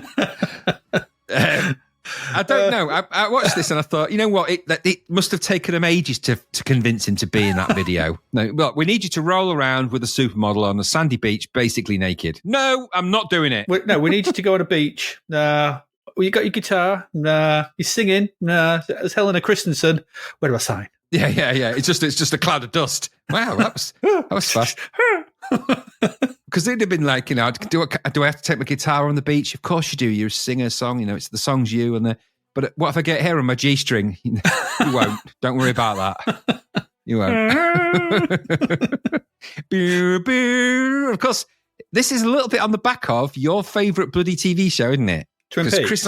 Twin Peaks and Chris Isaac are kind of synonymous. I don't know why. Are they connected? Well, is there a connection? It's too early for that sort of thing. Chris Isaac's in the film Fire What With Me. I thought I knew it had something to do with it. He's the one investigating David Bowie's disappearance in the first half hour of the film. But isn't the music used in the first TV show or something? Quite possibly. I'm not sure. I wonder if it was. I'm not sure where he came from. It's like, there's a day prior to this when there was no Chris Isaac. and then it's just Chris Isaac appeared, just dancing on a beach with a supermodel. I'm like, who are you? Where did you come from? How did you get that power? Absolutely. And then you look at him, and he's a very good-looking guy. Very good-looking. He's always looking worried, though. Pensive and worried. But, he does emit that kind of painful crying. He's got that kind of sad voice, isn't he? Yeah. He's in Friends as well. He made it into that. He did make it into Friends. I always thought, and as like I said, he's in Twin Peaks Fire What With Me. I always just thought he was like a reincarnated Roy Orbison. Roy Orbison was never that good-looking. Well, Well, if you take Roy Orbison's glasses off, he's got tiny little eyes the size of half pennies. Yeah, I guess he has. He's just got another smaller pair of sunglasses on. Drawn on. You take them off. That's another pair into infinity. His head like goes. It's like his top and his bottom of his head aren't joined. Exactly. They're just mirrors.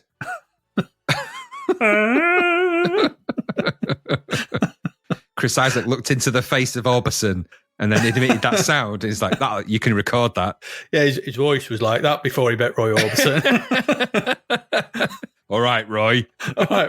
Took that off. Yeah. Look into the face of Orbison. We need a new one. We need a new high-pitched singer for the charts. Bring out the Orbison. Roy Orbison's used as some kind of weird system to make people have different voice changes. That'd be, okay, it's a superpower, isn't it? He's like, by that point, sort of thing, he's like just like Davros. Just Like Davros is a great title for an album, by the way, by Roy Orbison. It is perfect. Also, by the way, I think maybe that's what happens if you consume all the Wilbury energy. You become an Orbison, and that's like so now we've got a kind of a 15 Wilburys make an Orbison. Absolutely. That'll cost you one Orbison and 3 Wilburys. Oh, how much is that? 18 Wilburys in old money. Or half an Isaac. It'd be worth it to get my voice made a little bit more palatable for like the audience out there. Cliff Richard went through the same process, and Shakin' Stevens. They all did it. They all looked into the eye of the Orbison. Pay your Wilburys, face the Orbison. The longer you look in, the higher your voice goes. Clanad did it. Enya did it. Exactly. They all did it. In at number 87, it's Little Fluffy Clouds by the Orb. The Orbison. Yeah. By the Orbison, yeah. Oh, there should have been an Orbison. I mean, a band like Little Fluffy Clouds by Roy Orbison. Anyway, it's the Orb. It's a good track, but it is designed for 2:30 a.m. at a mate's house, having taken stuff, probably something. Yeah, I mean, they always bored me senseless. The Orb. It is pretty boring. I remember Gary used to listen to him, and I'd be like, oh. Yeah, it's like endless break beats, and then someone in the back going, yeah. But in this one, where it's just someone going, and then I woke up, and there's little fluffy clouds. There was little fluffy clouds. No. And then I woke up, and there were little fluffy clouds. 25th of November. At number 14 is Kinky Boots by Patrick McNee and Honor Blackman for some reason. As I listen to this, and I've not listened to it for a while, it's obviously from the 60s and when Patrick McNee and Honor Blackman were in the Avengers, weren't they, originally? Yes. And, all good. Honor Blackman, crazy attractive woman in her day. Patrick McNee, very handsome, dapper gentleman in his day. But by this point, in the 90s, neither of them were probably at that point in their careers where they wanted this to happen. It did. But in my mind, it just felt like someone was doing a duet with the imperious leader of the Cylons. I wasn't ready for that. No one I wasn't ready. It's just because he's sort of going, where you get those kinky boots, and I'm like, just weird. It's weird that I could go from watching in Commander Silent to behead somebody, Boltar, kill Boltar, Zombie, and all that. And all, yeah, exactly, Boltar. So this is essentially Boltar on the Boots, which is a great name for a band. Great. Name it is, yeah, Boltar on the Boots. I like it, but I don't know why it was released. I don't understand. No, don't know. Advert. I'm guessing an advert of some description, maybe. Probably. In at number 32 is 24 Hours by Betty Boo. Which is the sum total of time it was in the chart for, I think. Yeah. Well, I don't remember this one at all. At all.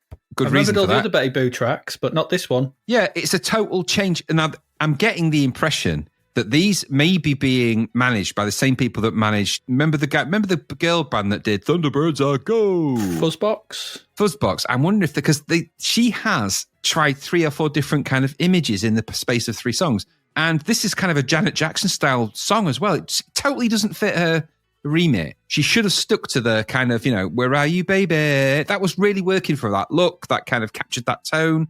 Mm-hmm. To change it to this was foolish, and it didn't work. No, don't remember it all. Finally, at number 48 is What's It All About by Run DMC. This is massively basically a sample of Fool's Gold, isn't it, from the Stone Roses? Yes. Boom, boom, boom, boom. Yeah, and with Run DMC rapping, you either like Run DMC rapping and I got a little bit of time from For Walk This Way, but I never really tuned into anything more than that. Maybe that it's like that and a few other tracks, but I was never a big... Gary knows a lot more about Run DMC than I do. He knows them, doesn't he?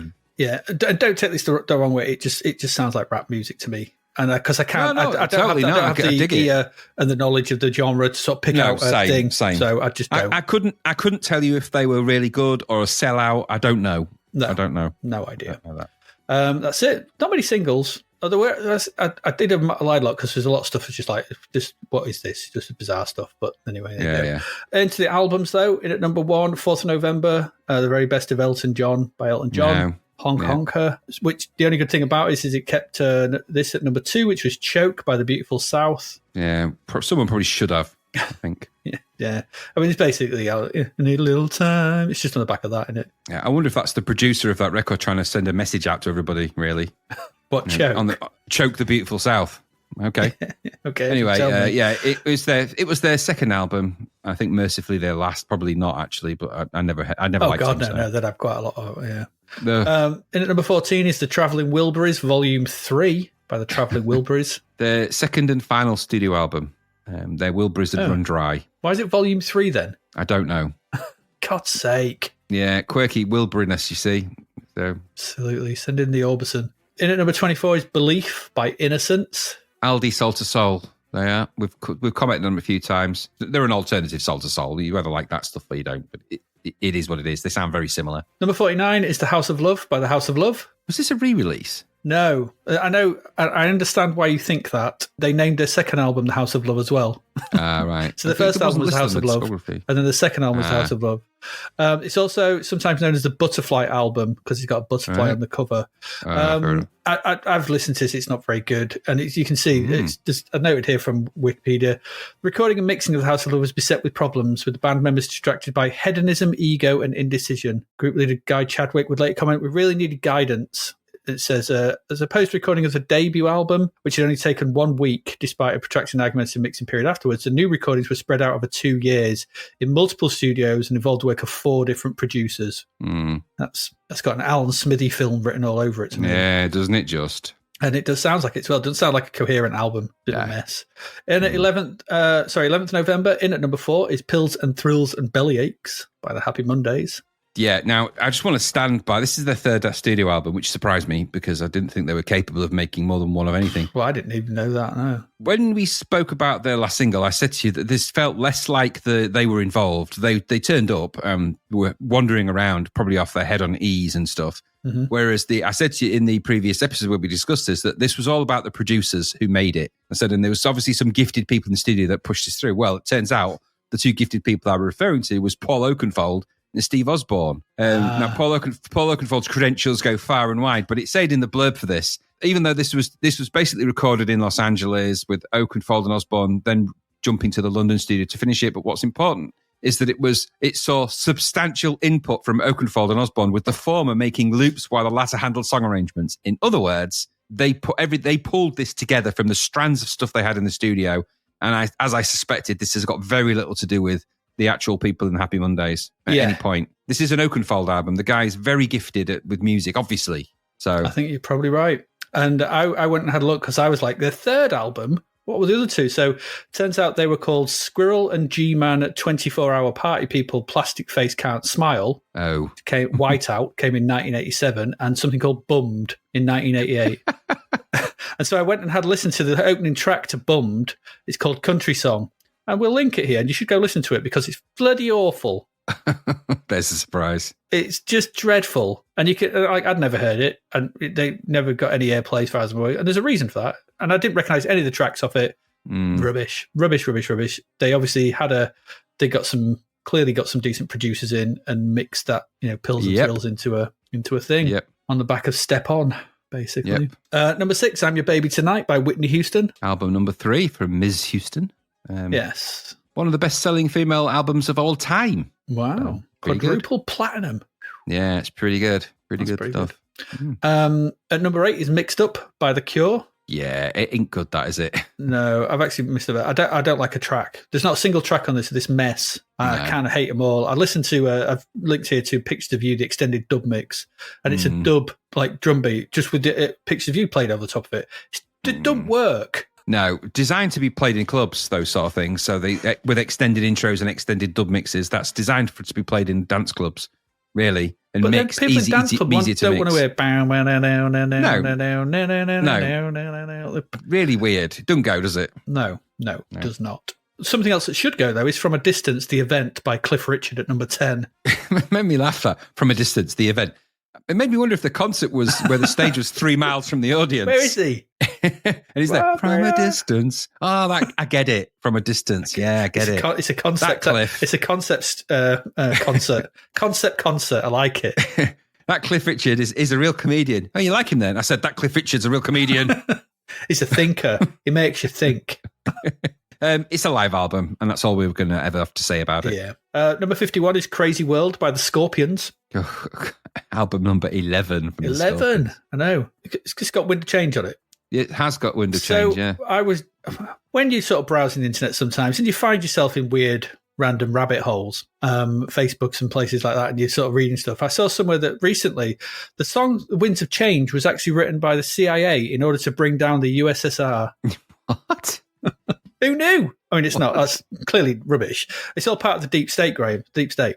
Internetsuperconspiracy.com. Yeah, it's like, just that everything is a conspiracy. I was reading going, that was their best idea. We'll get this German band to sing Wind of Change and it'll bring down the USSR. They probably just hate it. Like, oh, we hate that stupid song. Okay. Good luck with that. The Winds of Change.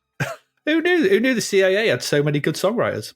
Well, they don't. That's the problem. That's and the that problem, ain't a great song. But there's loads of other songs that supposedly they've written that have caused world change. Of course they have, yeah. Good Lord. Unbelievable. Yeah. Number 61, I mean, I don't believe any of that. It's all nonsense. I'm sorry to do, but I don't. No. Number 61 is music from Twin Peaks. Angelo Badalamenti, Julie Cruz, and various artists. Yeah, it was a good soundtrack. Very emotive, wasn't it? Very popular for it. It was. And completely omitted to actually mention the soundtrack when we talked about the show the other week, because the music is very good, which is kind of crazy. The Angelo Badalamenti stuff. The main theme's pretty iconic these days. Yeah. Doom, that sort of like Doom, just doom, slow. doom, yeah. It's just and the way that they use slowly slide music and Julie Cruz's stuff, and there's some. It's just really, really exemplary music, early music stuff. I think a lot of TV shows, like a lot of things from Twin Peaks, take a lot of their influence from how they sort of do scenes with music playing over them that kind of don't go together but give a different feel and stuff like that. Yeah. This was one of those very first TV shows to really do that. And it's a really good soundtrack as well. Really good. 18th of November, The Immaculate Collection, straight in at number 1. Yeah, with the Q Sound experience. Best experience from sitting in the right position, not the wrong position. What happens if you sit in the wrong position? Do you not get it? No, you don't. It just sounds normal. Just sounds normal, yeah. You don't so only get the one 3D person effect. in the room, they'll be fighting over that position. Exactly. I want to hear it. You get out. It's my turn to hear it. What you're starting to describe there are some of the problems that came up with Q Sound. It's like the bit in Clash of the Titans where they're fighting over the eye. Give me the eye. It's my turn with the Q Sound seat. Get out. I can't hear it. Oh, it's coming from everywhere. Your speakers have to be in the right position as well. Lots of people never put their speakers in the right position for anything either. There's the science to it, and that isn't it. And at number 9, it's Rhythm of Love by Kylie Minogue. Yes, the third studio album from our Aussie singer, Kylie. Obviously, now, interesting thing about this I noted was that it's still under the Pete Waterman Limited, Stock Aitken and Waterman, Pete Waterman Limited Records, and all of that. However, Kylie Minogue started to become more involved in the writing and production of the album and was credited for co-writer this time. And now we said, when we looked at last song, this is a lot better than the usual stuff they're doing. Yeah. Now you know why. Because the stuff that Pete Waterman was writing, going, here, Kylie, sing this. And she's gone, no, I'll sing my own stuff, thanks. That's getting pushed to all these other singers that we've noted. Gone, that sounds like a Kylie song. I think that's exactly what's happening. She's rejecting the ones that she hasn't written, and rightly so, and she's clearly Get Back in Time is a great track, so. And she's got to a point sort of thing where she's become so popular and she's now got a bit of power behind her within the dynamic that she can turn around and go, no, I'd like to, and the songs are getting better.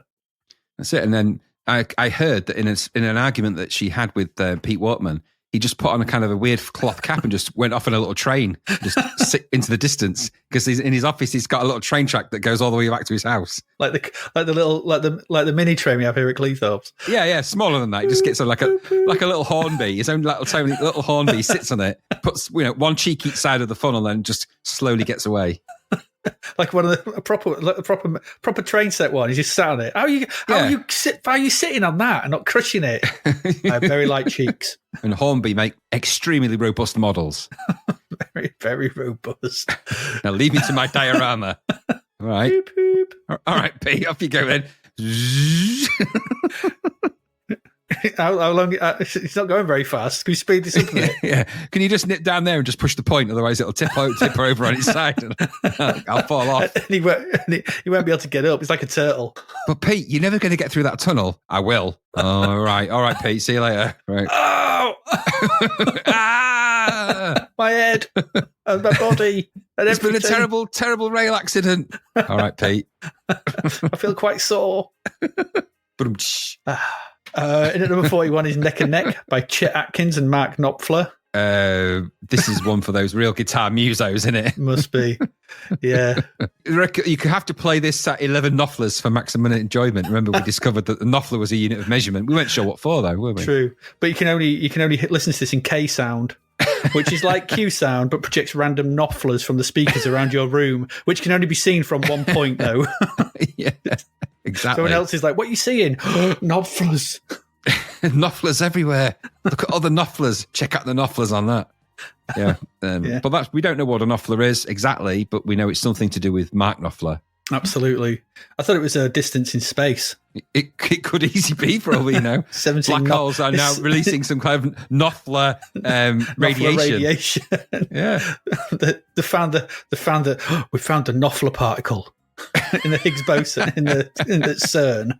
Exactly. How did you make it happen? We just played the riff from one of these songs and it appeared. Spun it round really quickly. Bow, bow. Just did that for ages. And then, do you think for the opening of what's Money it for called? Nothing. Sting. They basically brought Sting to the Orbison. summon Orbison to the Sting immediately. It's not Sting. We need it higher. I can't go any higher. Roll out the Orbison. Look into the glasses of Orbison and despair. Like Excalibur, like the crappiest version of Excalibur ever. Oh no, Nathrak, or whatever he said, Anorak and stuff. Exactly. Get out, like Sting, and sing higher. That's exactly how it happened. Exactly how it happened. 25th of November, Shaking the Tree. And at number 15, 16 Golden Greats by Peter Gabriel. Even if I do say so myself, I think he should have added on that. I don't know. Golden Greats is not a way you should describe something, really, but Peter Gabriel is just not a thing I'm into. Yeah, the vinyl version. This is weird, though. It was remastered with most of Gabriel's catalogue in 2002. The vinyl version of the album is called Shaking the Tree 12 Golden Greats. What happened to the other 4? Are they not so golden? Don't know. Maybe not. It's rubbish. Number 36 is Heartbreak Station by Cinderella. Oh, just go home. Go home. That genre's done. Go home. Yeah, pretty just usual crappy, rubbishy, rocky, rubbishy rock rubbish. No. And finally, at number 38 is Blissed Out by The Beloved. A remix of their otherwise smug material in the smuggest version of smugginess there is. A smug remix. Smuggy. Very smuggy. Very smuggy indeed, actually, yeah. And there you go. No November Rain. No November Rain. That's it. That's your music for November. We're going to go take a quick break, avoid the Eye of Orbison, come back. We still have 2 games to get through in our last part, so please do hang about. And we're back. Let's get into it. 2 games left. And this is an odd one. This is the one we've pulled from the strategy section because it's quite I thought it was quite an interesting looking game. There's some stuff to say about it, really. It's cool, maybe too. Graham, it's you to tell us all about Zombi. Aye, Zombi. This is a bit of an odd old thing, all said and done. Yes. And I'll sort of explain how it goes, what happens and stuff like that as best I can. This is officially, or sort of say, this is unofficially a weird adaptation of George A. Romero's Dawn of the Dead. So it's kind of, it's based on that. But also kind of leaning into the name Zombie actually leans into the more of the Italian style zombie movies of the time. So they were often called Zombie. So it has zombie origins. Yet this game is from France. So go figure on that. There's one part of the mystery. This was $14.99. I think it's on disc and tape. I'm guessing the tape version was less. I don't know. Maybe it wasn't. But it got 72% in Zap, which is interesting. Now, this game is from Ubisoft. In fact, it's Ubisoft's first ever game that they published. I know, weird, isn't it? Yeah. Yeah, very strange. So it means that it wasn't published first in 1990. No, it was published in 1986. Yes, for a completely different system, the Amstrad CPC, in fact. Now, there's reasons that will become obvious later that something's kind of gone a bit weird with this in its translation across the time zones and things like that. But okay. The people behind this then, the design is André Bonan, the creator is Yannick Cadine, the conversions, Jean-Francois Aroux, Jean-Noël Moine, and Laurent Pugilet. The graphics by Patrick Deyer, and music, the musician, where there is music on the different one of the versions, the disc version,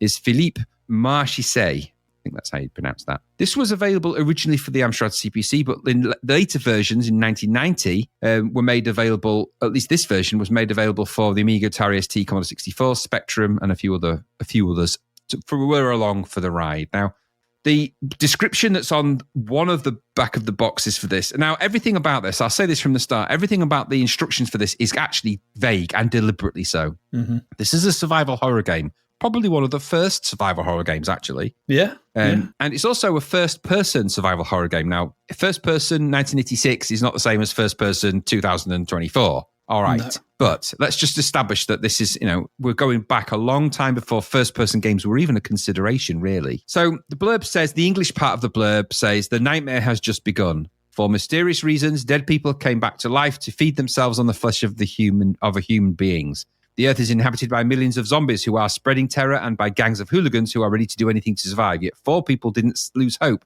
and decided to run away for the new horizons. When there is no more room left in hell, dead people come back to the earth. Just enough changes there to avoid any kind of copyright infringement. Just enough. And that's off the back of the blurb. Now, the aim of the game is simple. And it says, this is from the instructions. The aim of the game, find some petrol. There you go. Got to be one of the shortest descriptions of what to do in a game of all time, isn't it, that? That's pretty short. And the actual game itself came with a comic, of a 10-page comic, which looked like it was drawn by somebody in the pub.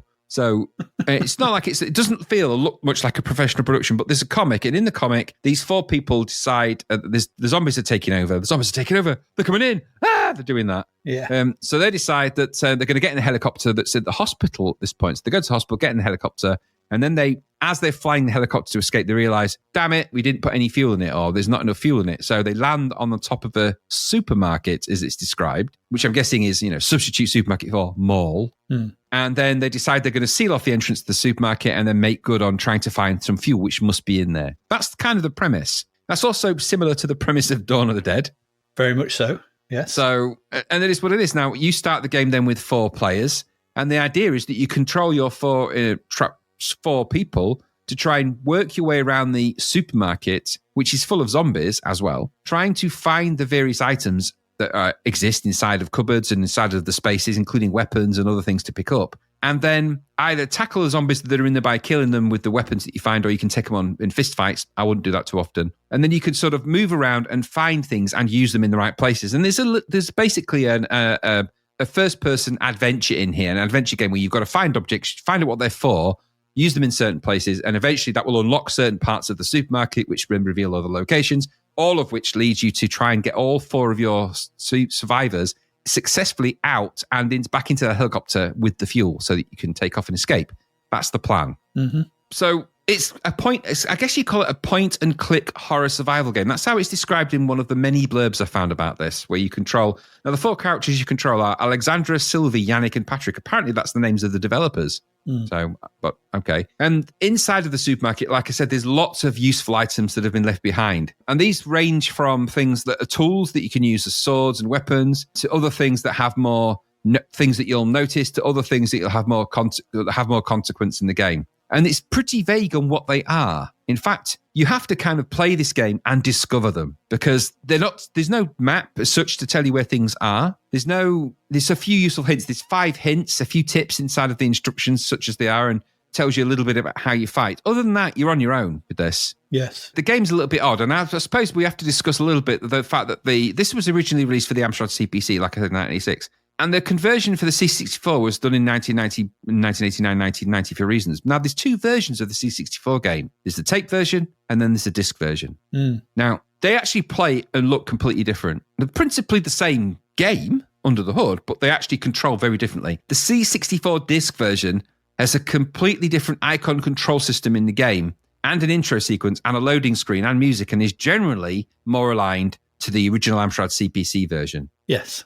The tape version is a later conversion, more like the 1990 conversions for the 16-bit machines, which has less icons, and you control things with a pointer and the joystick and icons, albeit less of them, which is clearly more around controlling with a mouse. So the tape version is a conversion of the Amiga 16-bit version. The disc version is a version of the original Amstrad CPC version, both of which are quite complicated to control. I would argue the disc version is better to control, because the controls make more sense done that way than they do trying to scrabble around with a mouse pointer and an arrow. No game is well controlled like that, certainly like this, because of the way you control the movement in that version. So in both versions, the objective, the characters, and the way the screen is laid out is principally the same. For example, in the disc version, similar to the Amstrad version, you've got the 4 characters in the top left. It's all kind of in boxes, this, but the top left, you've got the 4 characters displayed in kind of black and white. In fact, all the graphics in this are kind of black and white, or grey and black.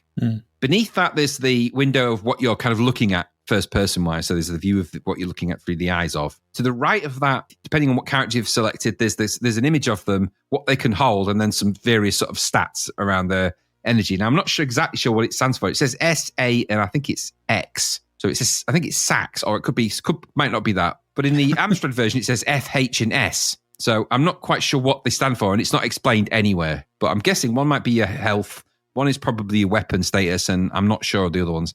And there's a timer on there as well, which is, on the Amstrad version, weirdly, is in 24-hour notation, because you've got X amount of time to be able to do this. In the Commodore 64 version, it's just in standard format. I don't know why that is. And then across the bottom of both versions, there's a little window, which is kind of like a sort of descriptor where text appears and tells it to do, where you tell it to do stuff when you click on things. And then the row of icons across the bottom now. And the Amstrad version, there's about 8, maybe 9 icons tops. Not so much on the Commodore 64 version, where they've gone icon mad. So there's just a row of icons, maybe about 12 icons across the bottom. They never explain what they are. Some are obvious, some are not. Yeah.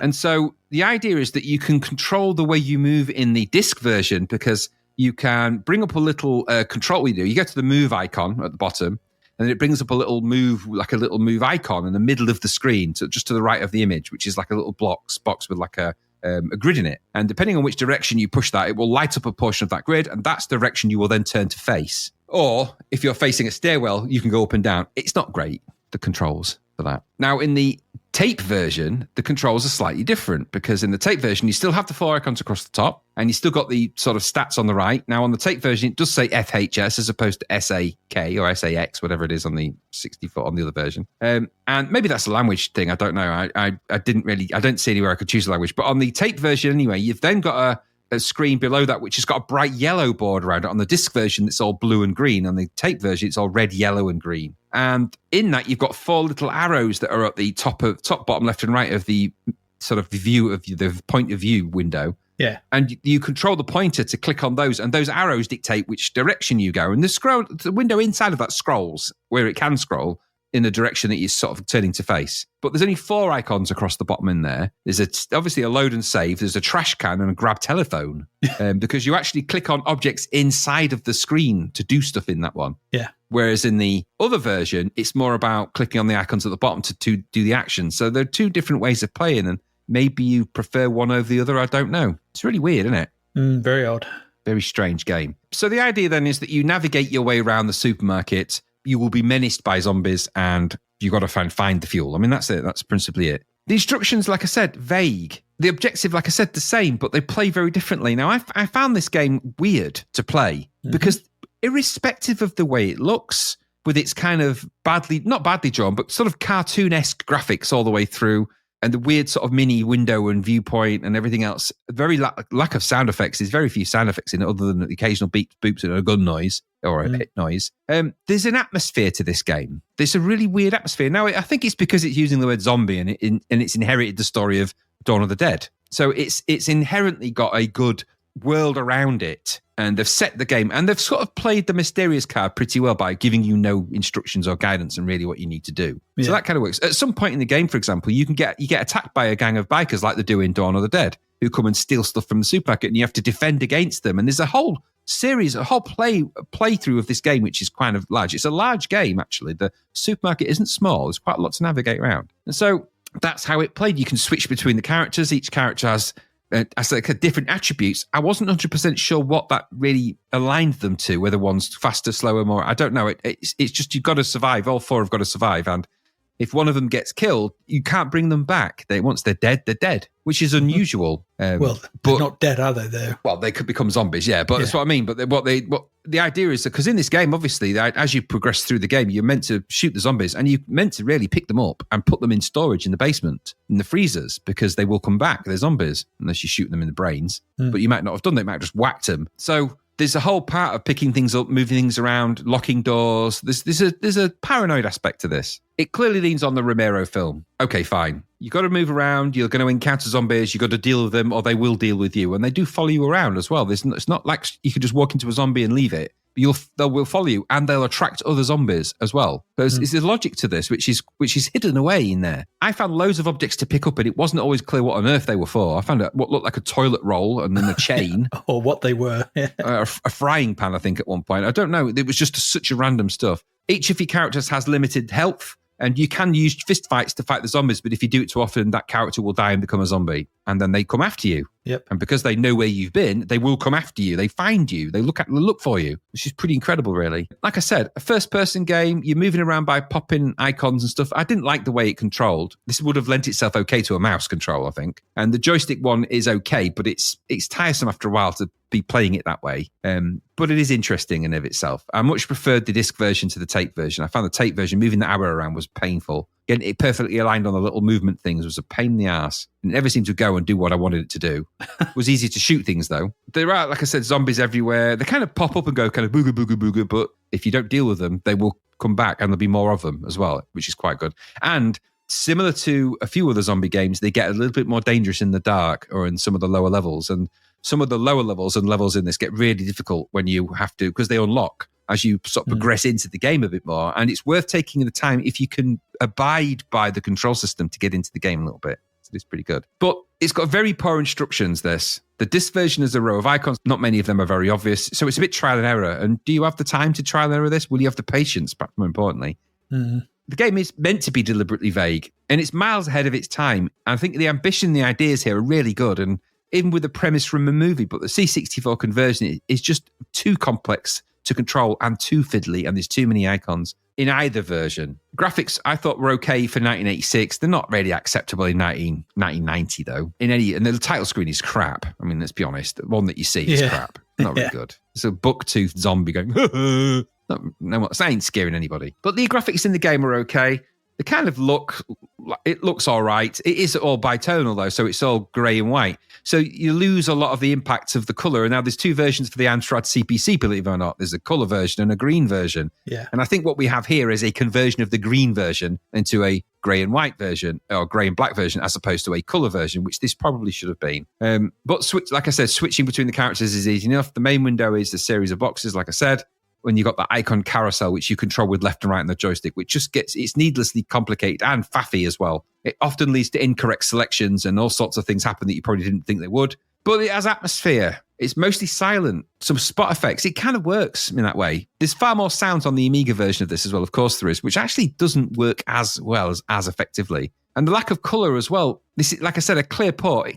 It isn't great, but it kind of works. It's just not very well implemented for a game of this type. However, you can move around. If you can be bothered to get into the controls, and if you can be bothered to get into the game, and you take it for what it is, a 1986 game, which is doing something pretty unusual, even with the basic presentation, it does have something. There is an atmosphere, and I think the disc version is worth exploring, just to see how it plays out. Some of the details in the control icons, I found myself exploring in this game and quite enjoying the menace of the zombies. And I found myself getting quite into it and switching between and trying to find help each other. And it's a good game if you can really be bothered to put the time and effort in. And I don't know, a lot of people would have bounced off it without just pushing it. And I did try.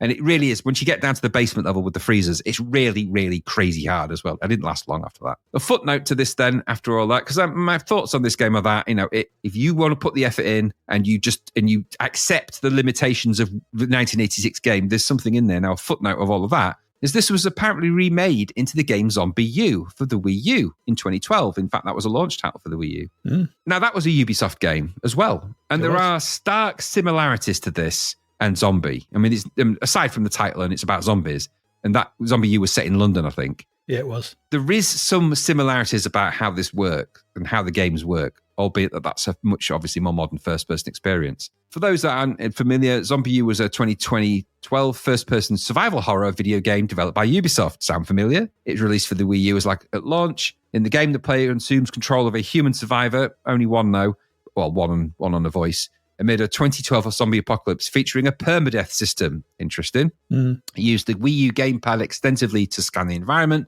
and maintain the survivor's inventory. A webcomic written by Johnson, illustrated by Kev Crossley, was published on November the 12th to promote the game, just like it did with Zombie, because that came with a webcomic. So there's no doubt that this is Zombie U is not a shot-for-shot remake, but it is certainly revisiting. It's a bit of a heraldry for Ubisoft, I think. This was their first ever published game. Zombie U was a real turning point for horror games on the Wii U, I think. I don't think there's many like it. And they release it recently for other formats in the end. Yeah, it's come to everything since then, yeah. Yeah, so for my money, Zombie U is probably one of the scariest games made on modern consoles. I mean, people would argue, well, what about Resident Evil and what about this? And, things that scare you is completely down to the person. I can see my thoughts about Zombie U not being the most popular with all the many, many horror games that have been out since I played any. But I defy anyone to play Zombie U with headphones on in the dark and not feel a genuine sense of dread and tension in that game. Because there is.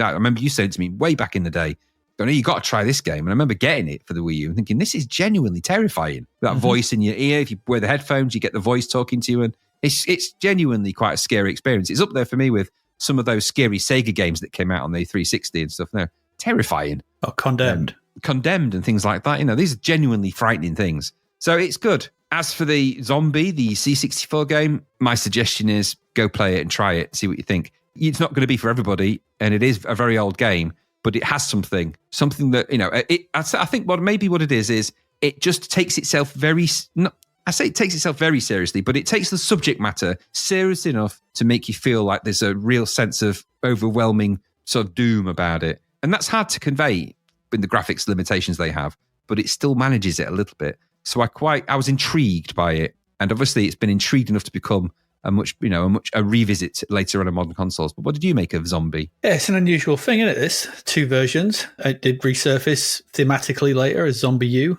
the Wii U launch title, which I really liked. The sequences in that where you have to go down into the nursery midway through towards the end of it, sort of thing. It's genuinely terrifying. I was like, I don't want to get down there. I don't. But I'm like, I've got to go down. But essentially, it's Dawn of the Dead. The loading screen is a play on the Dawn of the Dead poster, isn't it? With the sort of the sort of half view of the zombie sort of popping up above the sort of landscape. Yeah. So it's not as good though. no, this isn't. No, because it's more of a skull, isn't it? But it is what it is. I mean, it's Dawn of the Dead icon version, but not so icon version driven in the tape version. It's kind of weird, strange old thing. Yeah, I mean, it came out originally, as you said, the Amstrad in 1986. We've been talking weirdly about French computers on our Discord recently, haven't we? The Thompson stuff. And I did some digging around, and I was amazed to find that the Amstrad was the biggest selling computer at the time in France. Yeah, absolutely. So that's why this came out of the Amstrad. That's why it was. So there you go. But I don't know what to make of this. I'm complete opposite you. I prefer the tape version. I found the disc version with all the icons at the bottom because I just found them unfathomable. I was like, what does what? Whereas I found the tape version a bit more immediate and easy to understand and navigate. The arrows on the sides, up, down, left, and right. Okay, I know, and I could just move around. And I didn't find the pointer too onerous, and I'd like some elements, better elements as well. Did I enjoy it? I don't know. I think it does what you're saying. It's a bit slow and it's a bit empty, but that's I like what they're trying to do here in trying to capture the sort of the essential pointlessness in surviving in a zombie apocalypse. You're eventually they're gonna overwhelm you. That's the whole point of it, isn't it? Yeah. It's like, it does feel a little bit lifeless and quiet. I mean, if you'll pardon the pun, but there's some nice touches in the tape version. I like the senior characters turn to zombies when they slowly turn at the top. I preferred as well that you saw the actual zombies in the world as well, rather than in that little window that you do in the disc version. Them. So they're there, they pop up and you're like smack, smack, and then you can pick up objects and stuff. And so, I mean, I didn't mind this. I mean, it didn't.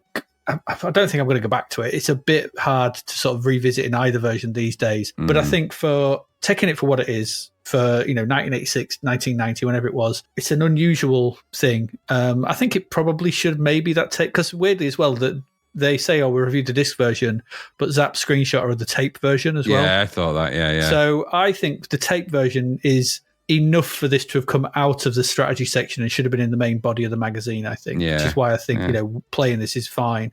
I don't think it really plays like a standard strategy. We've played loads of games like this. It reminded me, do you remember that Sidewalk? Yes. That was another French one. That was Infogrames. And it reminded me of things like that and the sort of Sydney affair and things like that, those kind of weird French games that we played quite a few of. It reminded me of something like that, but it did have an atmosphere to this. I don't know whether you bring because it's quite empty and there's obviously the odd zombie pops up sort of thing, whether you bring your own Dawn of the Dead baggage to this. I think you do. You recognise the helicopter on top of the building and the 4 characters and they're working your way through the mall and stuff like that. So you bring that to it. I imagine if you maybe new players who maybe go visit it, haven't seen Dawn of the Dead, maybe like, what the hell is all this about? So I think this borrows heavily. And back in 1986, Dawn of the Dead was a bigger deal than maybe what it is now. I don't know, but yeah, it's all right. It's unusual. It's an unusual sort of addition to the C64 library.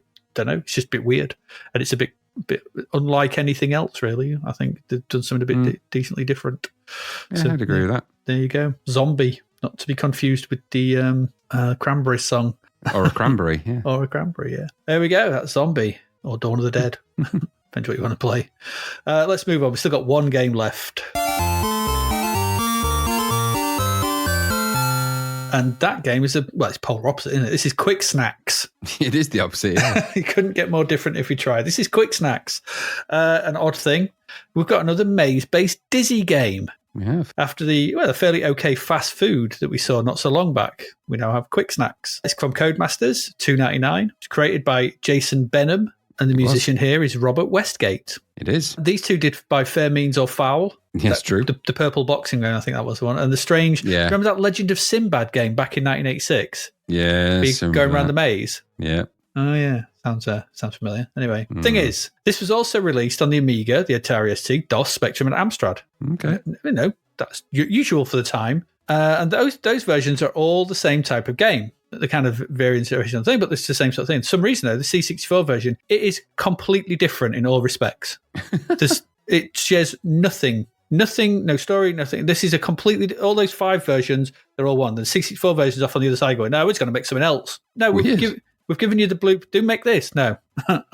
We want you to make this. No, I'm not making that. How strange. Make something else. It's very strange. I have no idea. Because the other versions, it's like a Pengo style game. Right, okay. Where you're pushing blocks and stuff and collecting the fruit and things like that. But instead we get, well this version. So, because in all the other versions, it's all about Dizzy and the Yoke folk. Who are his band, and they've been sort of captured by this bad guy and scattered to 4 different locations, and you got to go rescue them around these different sort of Pengo style land, levels. C64 version, though, well, the interior of the box reads like this. Kwik Snax is an action-packed arcade game featuring Dizzy and the Fluffles. Okay. The Fluffles are regarded as party snack food by hungry monsters. At the start of the game, the Fluffles start out as eggs. These soon hatch, and Dizzy must guide the Fluffles out of the exit before hungry party guests arrive looking for food. Some of those monsters are ravenous. Watch out. Weird. And in a box out at the moment it says, in-game music. Okay. Yay. So I found the Amiga and the C64 instructions. They were released together. 2 different sets of instructions to cover both games. It's dead weird. Okay. This is just dead odd. I don't know what happened here. But anyway, there's a loading screen for this with advertisements for 4 other Codemasters games. So you can play Powerboat Simulator, SAS Combat Simulator, Rallycross Simulator, and BMX Freestyle. Go play other good Codemasters games. Before we get to a rather dull title screen, there's some bubbles float up from the bottom to pop, and they spell the word Kwik Snax. It's spelled with K's and X's, though, so it's KWIKSNAX, which is handy, really, sort of thing, because there's 8 of them, 8 letters, 8 sprites. We get high score, and basically it just says press fire to start. Now, before we get going, we've got lots to go through here. So doing so, we can pick from 3 difficulty levels, easy, okay, and hard. And they're like in these little sort of boxes at the bottom with these kind of, sort of color moving like stars around it. That reminded me of an arcade game, but I couldn't think what it was. There's an arcade game has that same kind of display when you're moving from one to the other. And I was Mr. Do similar to that? It could be Mr. Do or something like that. Yeah, it's something very similar to that. It's an old arcade game. In fact, this feels very old, like an old arcade game. It does. And the 3 difficult levels, they've got different bonus amounts for completing the game's levels. And each difficulty lets us start further on in the game as well. So there are 16 levels, or 20 levels, I suppose, if you count the interstitial ones, where they start you on level 1, 5, or 10. That's where you start. As soon as we choose a difficulty level, we get a screen. Well, so then we're sort of catapulted outside a castle, and this castle has 4 rows of 4 windows on it. And from these, they comprise of SOS. Why did it write help? We know what they're saying. Nobody says SOS. No, they don't. Unless saying SOS. They've done something really bad. On a ship. But as we watch, our magical Dizzy, I think, floats into the first floor window, or the first window on the second floor, or the third floor if you're starting on OK difficulty. It's also called OK difficulty for the middle one. Why not medium? Weird. That's weird. After that, the game wants you to pick a weapon for the level. And this kind of, you got 4. You've got a mallet, you got bombs, grenades, and fireballs. And like the pointer will be randomly pointing at them. You just have to press fire and hope you're on the one you want. And that's what you start the game with. Because you've got a limited number of these weapons, though, to use. So you have to use them wisely. So then the game starts. And what we have here is a fixed length bi-directional maze game. So it's like a scrolling Pac-Man, I guess. Yeah, that's a good description. But with elements of flicky in it. So it's flicky Pac-Man. Okay, that's what we've got. So as Dizzy, you got to wander the maze, and dotted around the maze, there's these eggs, which are the Fluffles. And you have to wait for them to hatch. And they'll then start wandering around the maze. And when they do, you basically walk over them, and they'll start following you. All right, fair enough. As you walk over more of them, more of them will get behind you. It's like a conga line, so your sort of trail gets longer, a bit like Snake as well, I guess, that kind of thing. So it gets longer and longer behind you. There's more Fluffles going behind you, and more Fluffles follow you. There are 8 in each level. You've got to collect them all. And basically, you just got to lead them to the exit. There's an exit somewhere in the maze.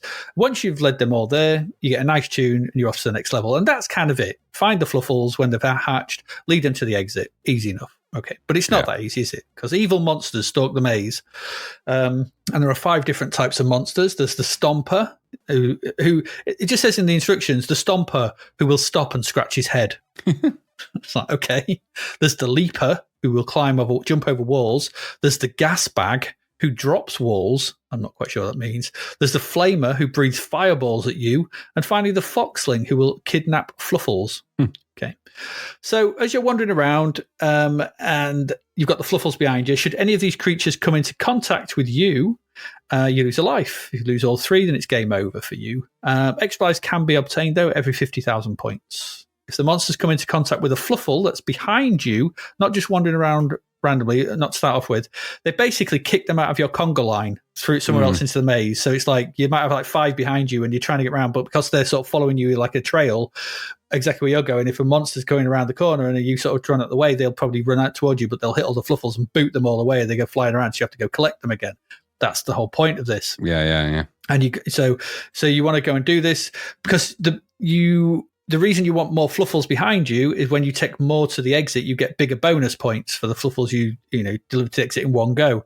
So if you deliver 8 in one go, they'll all go in one at a time sort of thing. So it'll be like 100, 200, 400, 800, 1600, 3200 is more you get. If you just deliver them one at a time, you just get 100 for each one. So this is a high score chasing game. You want to get more of them behind you to take to the exit in one go. And also as well, that just ends the level quicker. But it's trickier because the line behind you is longer. It's that kind of thing. So the UI at the top, simple enough. It shows your score, your number of lives, the level number that you're on, and the new number of uses of the weapon you've got left. Controls are pretty simple, up, down, left and right. That's about it. And fire button uses the weapon. And that's it. The game itself takes up most of the screen below this.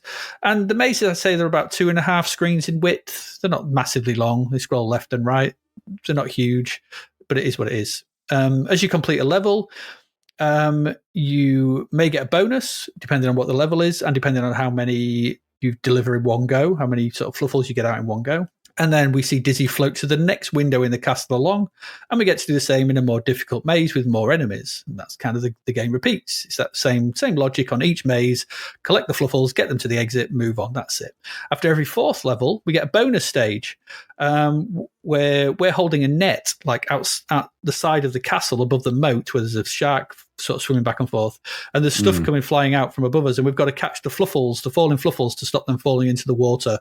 The more you catch, the more bonus you get, until one will get past you and fall into the water, and then that's the end of the bonus phase, and you go up to floor 2 and you do the next 4 missions, and that's how this game progresses. That's kind of it. Okay, it's not a particularly difficult game. It is what it is. It's easy to understand. It feels like a game from several years ago, and that's probably because it's Pac-Man and Flicky. These are old game concepts. Even by this point, these are 7, 8, 9 years old. These kind of ideas, but it doesn't mean it's a bad game. Okay, we saw this with that fast food the other week. As long as it can be done pretty well, they can be all right. It's not brilliant. It's a bit slow. I think that was the main issue there. I think it just could have been done with just running just a bit faster. And when you press the weapons, they're a bit hit and miss. Like the bombs get thrown, but the bombs get thrown, or the firewalls find out, or the hammer. They're not always going to hit as well as you want them to do. So there's some issues around the controls that they're not brilliant. The visuals, well, there are odd mixes of color. There's some garish mazes on there and some backgrounds and stuff, so it's all a bit weird. The sprites are pretty basic. They do have some character though. There's a little fluffles. I think they're character graphics. They wander about. The various enemies going through their animations. I like the leaper as he sort of looks around and leaps over a wall towards you. They're quite all right. The interstitial bits outside the castle, choice of weapons, added some variety, and the bonus levels a nice addition. To me, this felt like something you would have played in the arcade in 1983, 1984. It just had that kind of feel about it. Absolutely. You just go into like Fantasyland in Cleethorpes, and this would have been an arcade, the Fluffle Rescue or something. You'd be like, okay, what the hell's this? And you'd have had a few goes at it, and you'd have happily stuck some 10 pieces into it for a couple of quick goes. You go, that's all right. It's quite good. But I guess for a budget title in 1990, it's not terrible. 20 levels to go at, including the 4 interstitial ones. The problem with it is the maudlin pace and the rather low frame rate of everything just lets it down a bit. I didn't mind it. Yeah. It's fairly simple, pretty much what we saw with fast food. Just it should be running faster. And I'd expect it to be running faster at this point. I think the C64 could easily run this at a faster pace. I don't know why it's so slow. Just to galvanise the player. £3 though, it's all right. You'd have probably got a bit of enjoyment from this. The presentation's all right. And it's unlike all the other versions. Yeah. You know, it's a weird one, another weird one from Codemasters. I don't know what they were thinking. I don't know if they expected this to turn up on the door when it did, but it did. And so I didn't mind it. It was fine. It's like pretty much what we saw with what we said about fast food. Didn't mind it. It was all right. What about you? Yeah, same. It had a nice arcade vibe to it, and I quite dug it for that. I didn't like getting snagged on it was a bit fiddly with the controls, getting it exactly right to go down the little tunnels. Yes. Kept catching on things, but it actually, outside of that one little niggle, it's a pretty easy game as it goes. I mean, it's quite easy to play. It was all right fun. Like you said, though, this reminded me so much of it. It could have been take out the egg, put in a different character, and you could have easily had an Activision game from 1984 or something like that here. It's that kind of vibe. It's not pushing the envelope technically, is it, this one? No. But for £3, it wasn't bad. And it played well, and it had a nice arcade tonality and arcade feel to it as well. Mm-hmm. Easy to overlook those things. A few sprites in the side and the top border as well to give it a sort of a bit of space to the game. It ran okay. My feeling is about this, they didn't have a version of this game, actually, the Pengo version for the C64. Somebody had this game that didn't have Dizzy in it at all, and then they've just put a Dizzy character in. Yeah, this feels like it's possibly a conversion of an arcade that never came to be, and they've just put Dizzy in it, and it, you could get away with it because it was Dizzy enough, and it's all right, but it's nothing to do with Kwik Snax as far as I could tell at all, because that is a Pengo variant, whereas this is more like the other ones. So, but that said, for £3, it's not bad, and there's a lot to it, and it's quite good fun. But little mini puzzler games like this, it's harmless fun for £3. It's one of the better budget games we've seen as well. So, yeah, I enjoyed what I played of it. I'm just not sure really why Dizzy's in it and what it's got to do with that, but it doesn't matter. It was a fun game anyway. So there you go.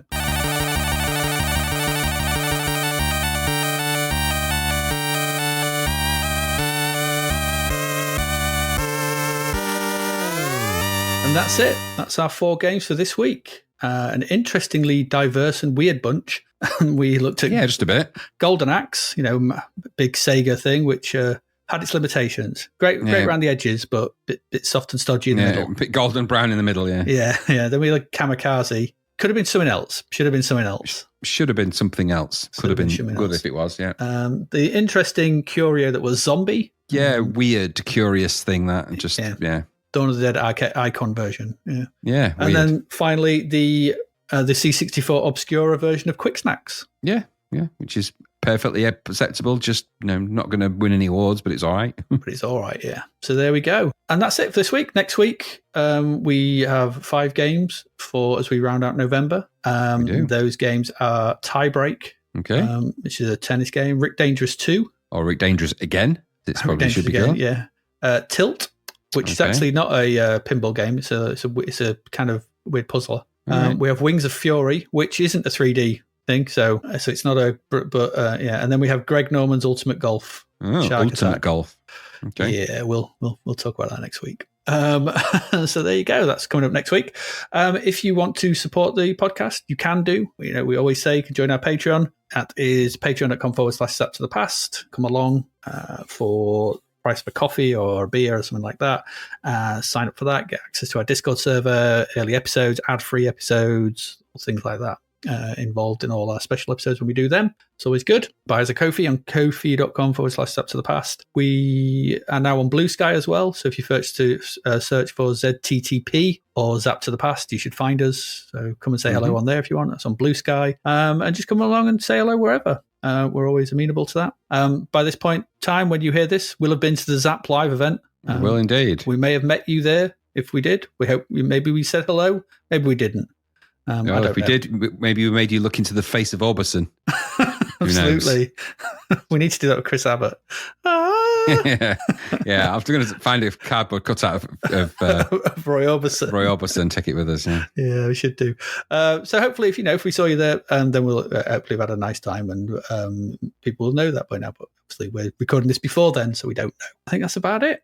I got nothing really much else to say. You got anything you want to say, Graham? No. It's been an interesting series of games. One real big one, but was it as big as they thought? But other than that, no. So curious, really. Curious. So as ever, I have been Adrian Mills. And I have been Graham Ruddings. And you have been looking into the face of the Orbison, and we will see you again next week. Goodbye.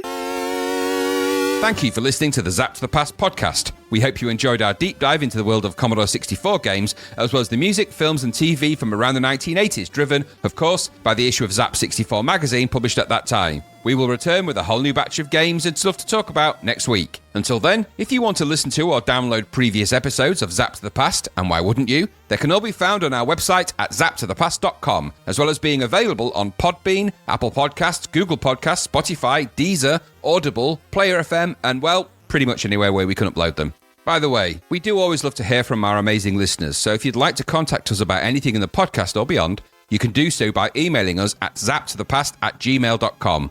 We're also active on Twitter under @ZapTother, as well as Facebook, Instagram, and most social media platforms. Just search for Zapped to the Past and you'll find us. Oh, and if you like the podcast and what we're doing, please do like, share, review, rate us. It really helps. Something, apparently. The Zapped to the Past podcast is written and produced by Adrian Mills and Graham Raddings, and recorded at Flaky Bits 2.0 Studio.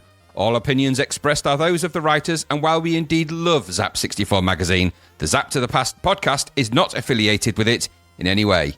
Stay safe, see you next time, and remember, we play these games so you don't have to.